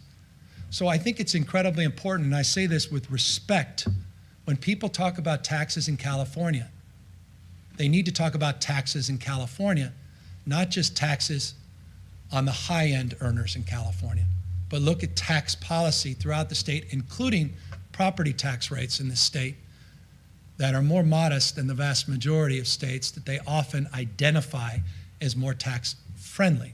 But friendly to whom is the point I'm expressing. Well, with that, extending the opportunity to make that point, I'm grateful, and the opportunity to be here making this presentation. I think the questions only highlight the remarkable diversity of opinion around what is the budget balancing process. And I think that's a very healthy thing, and I look forward to more healthy dialogue and deliberation with the California legislature. Again, I just want to close with expressing my deep gratitude to each and every member of the legislature, all their hard work, to their incredible leaders, the Pro Tem, Tony Atkins, and to the Assembly Speaker, Anthony Rendon. Their collaborative spirit has led to early action that's unprecedented in California's history to help the most vulnerable Californians. I look forward to taking that spirit and building on that as this state not only comes roaring back, but as we build a generational mindset and pass a most transformative budget in decades in the state of California. Thank you all very, very much.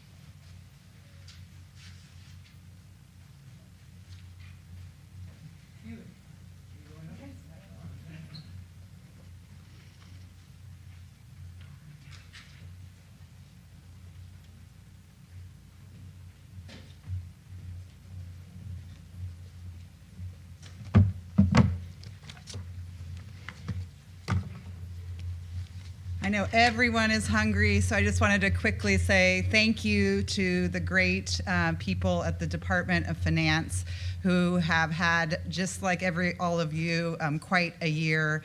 And this is just, it's always very intense at this May revision process. But this year we also had the opportunity to allocate an extraordinary number of federal funds as well. So it has been quite an effort, and I'm very appreciative of their dedication to a job well done. I wanted to talk a little bit about the structure issue and about why the one-time versus ongoing, and I actually just quickly did the calculations, and in our commitment to one-time versus ongoing is actually quite similar than in prior years, and that's about 90% are going to one-time expenditures and 10% ongoing.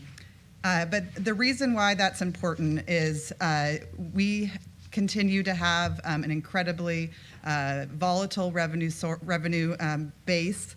This year we have over $200 billion in capital gains realizations embedded in our forecast. We don't expect that if you look back at history, the last two recessions, you've seen capital gains plummet with the stock market, and the stock market did drop by around 50%. But in both of the last two recessions. So there's a lot of risk in the future forecasts. We do assume growth for the big three revenues, but we also see that the expenditure growth is still very much on par with those revenue growth and is actually a little bit higher than revenue growth. So if you look at our multi-year forecast, because we're always looking at the budget year, but also the three additional years in the future, we do see the structural surpluses, that's the revenues minus the expenditures, shrinking over the multi-year, and we're about balanced in that very out year. There's a lot of inherent risk in forecasts of both revenues and expenditures, but it is definitely something that we're very mindful in building this budget and really making sure that we can protect the programs that we currently have and make sure that we are not creating more instability in the future. So that's, I think, just broad what I wanted to say about that. And then just a little bit about how incredibly uncertain things continue to be. They are a lot better than January's forecast.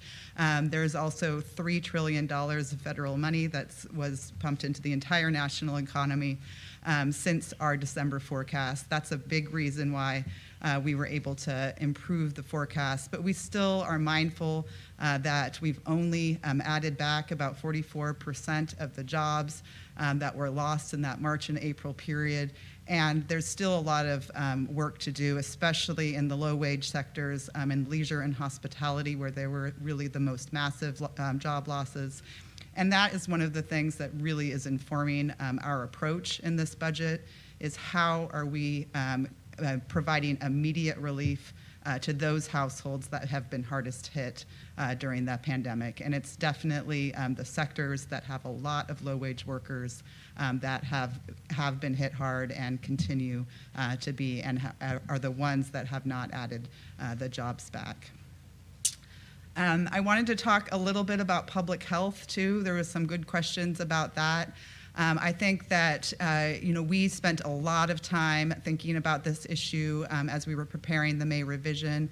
There have been incredible amounts of money that have been distributed to local public health efforts, the state public health efforts, over $3 billion that's been allocated in the last year to county public health. Obviously, a lot of that going to the incredible efforts to respond to the pandemic. And those numbers actually don't even include the additional money for the vaccine efforts and the testing efforts. So there has been an incredible amount of money allocated.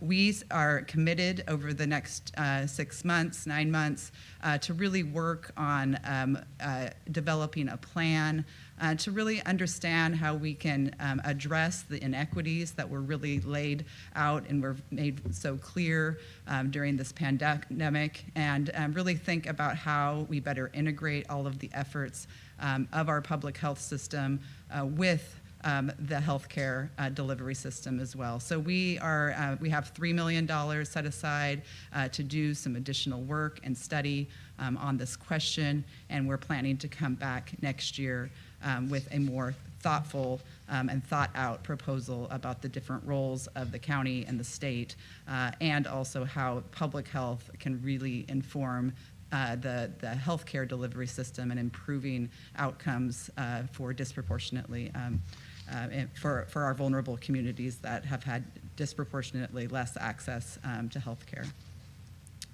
I also wanted to mention parks. That was just one of the things. The governor really did a comprehensive job going through the budget, but we have a really exciting package on parks that the first partner actually got up in the middle of the press conference and said, what about this?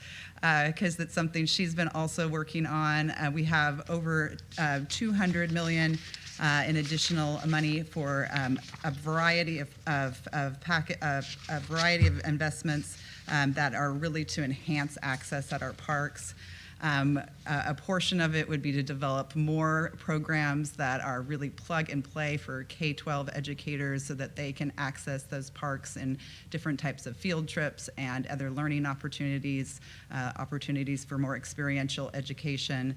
And then we also have money to develop more local parks, especially in areas that are park poor, is a terminology that's used for areas that don't have a lot of access to parks. And then we also have an incredible investment of about $500 million in the state park system, including doing a lot more restoration on our park lands for wildlife, but also deferred maintenance of our many facilities, and then restoring a historic investment in developing a new Indian Heritage Center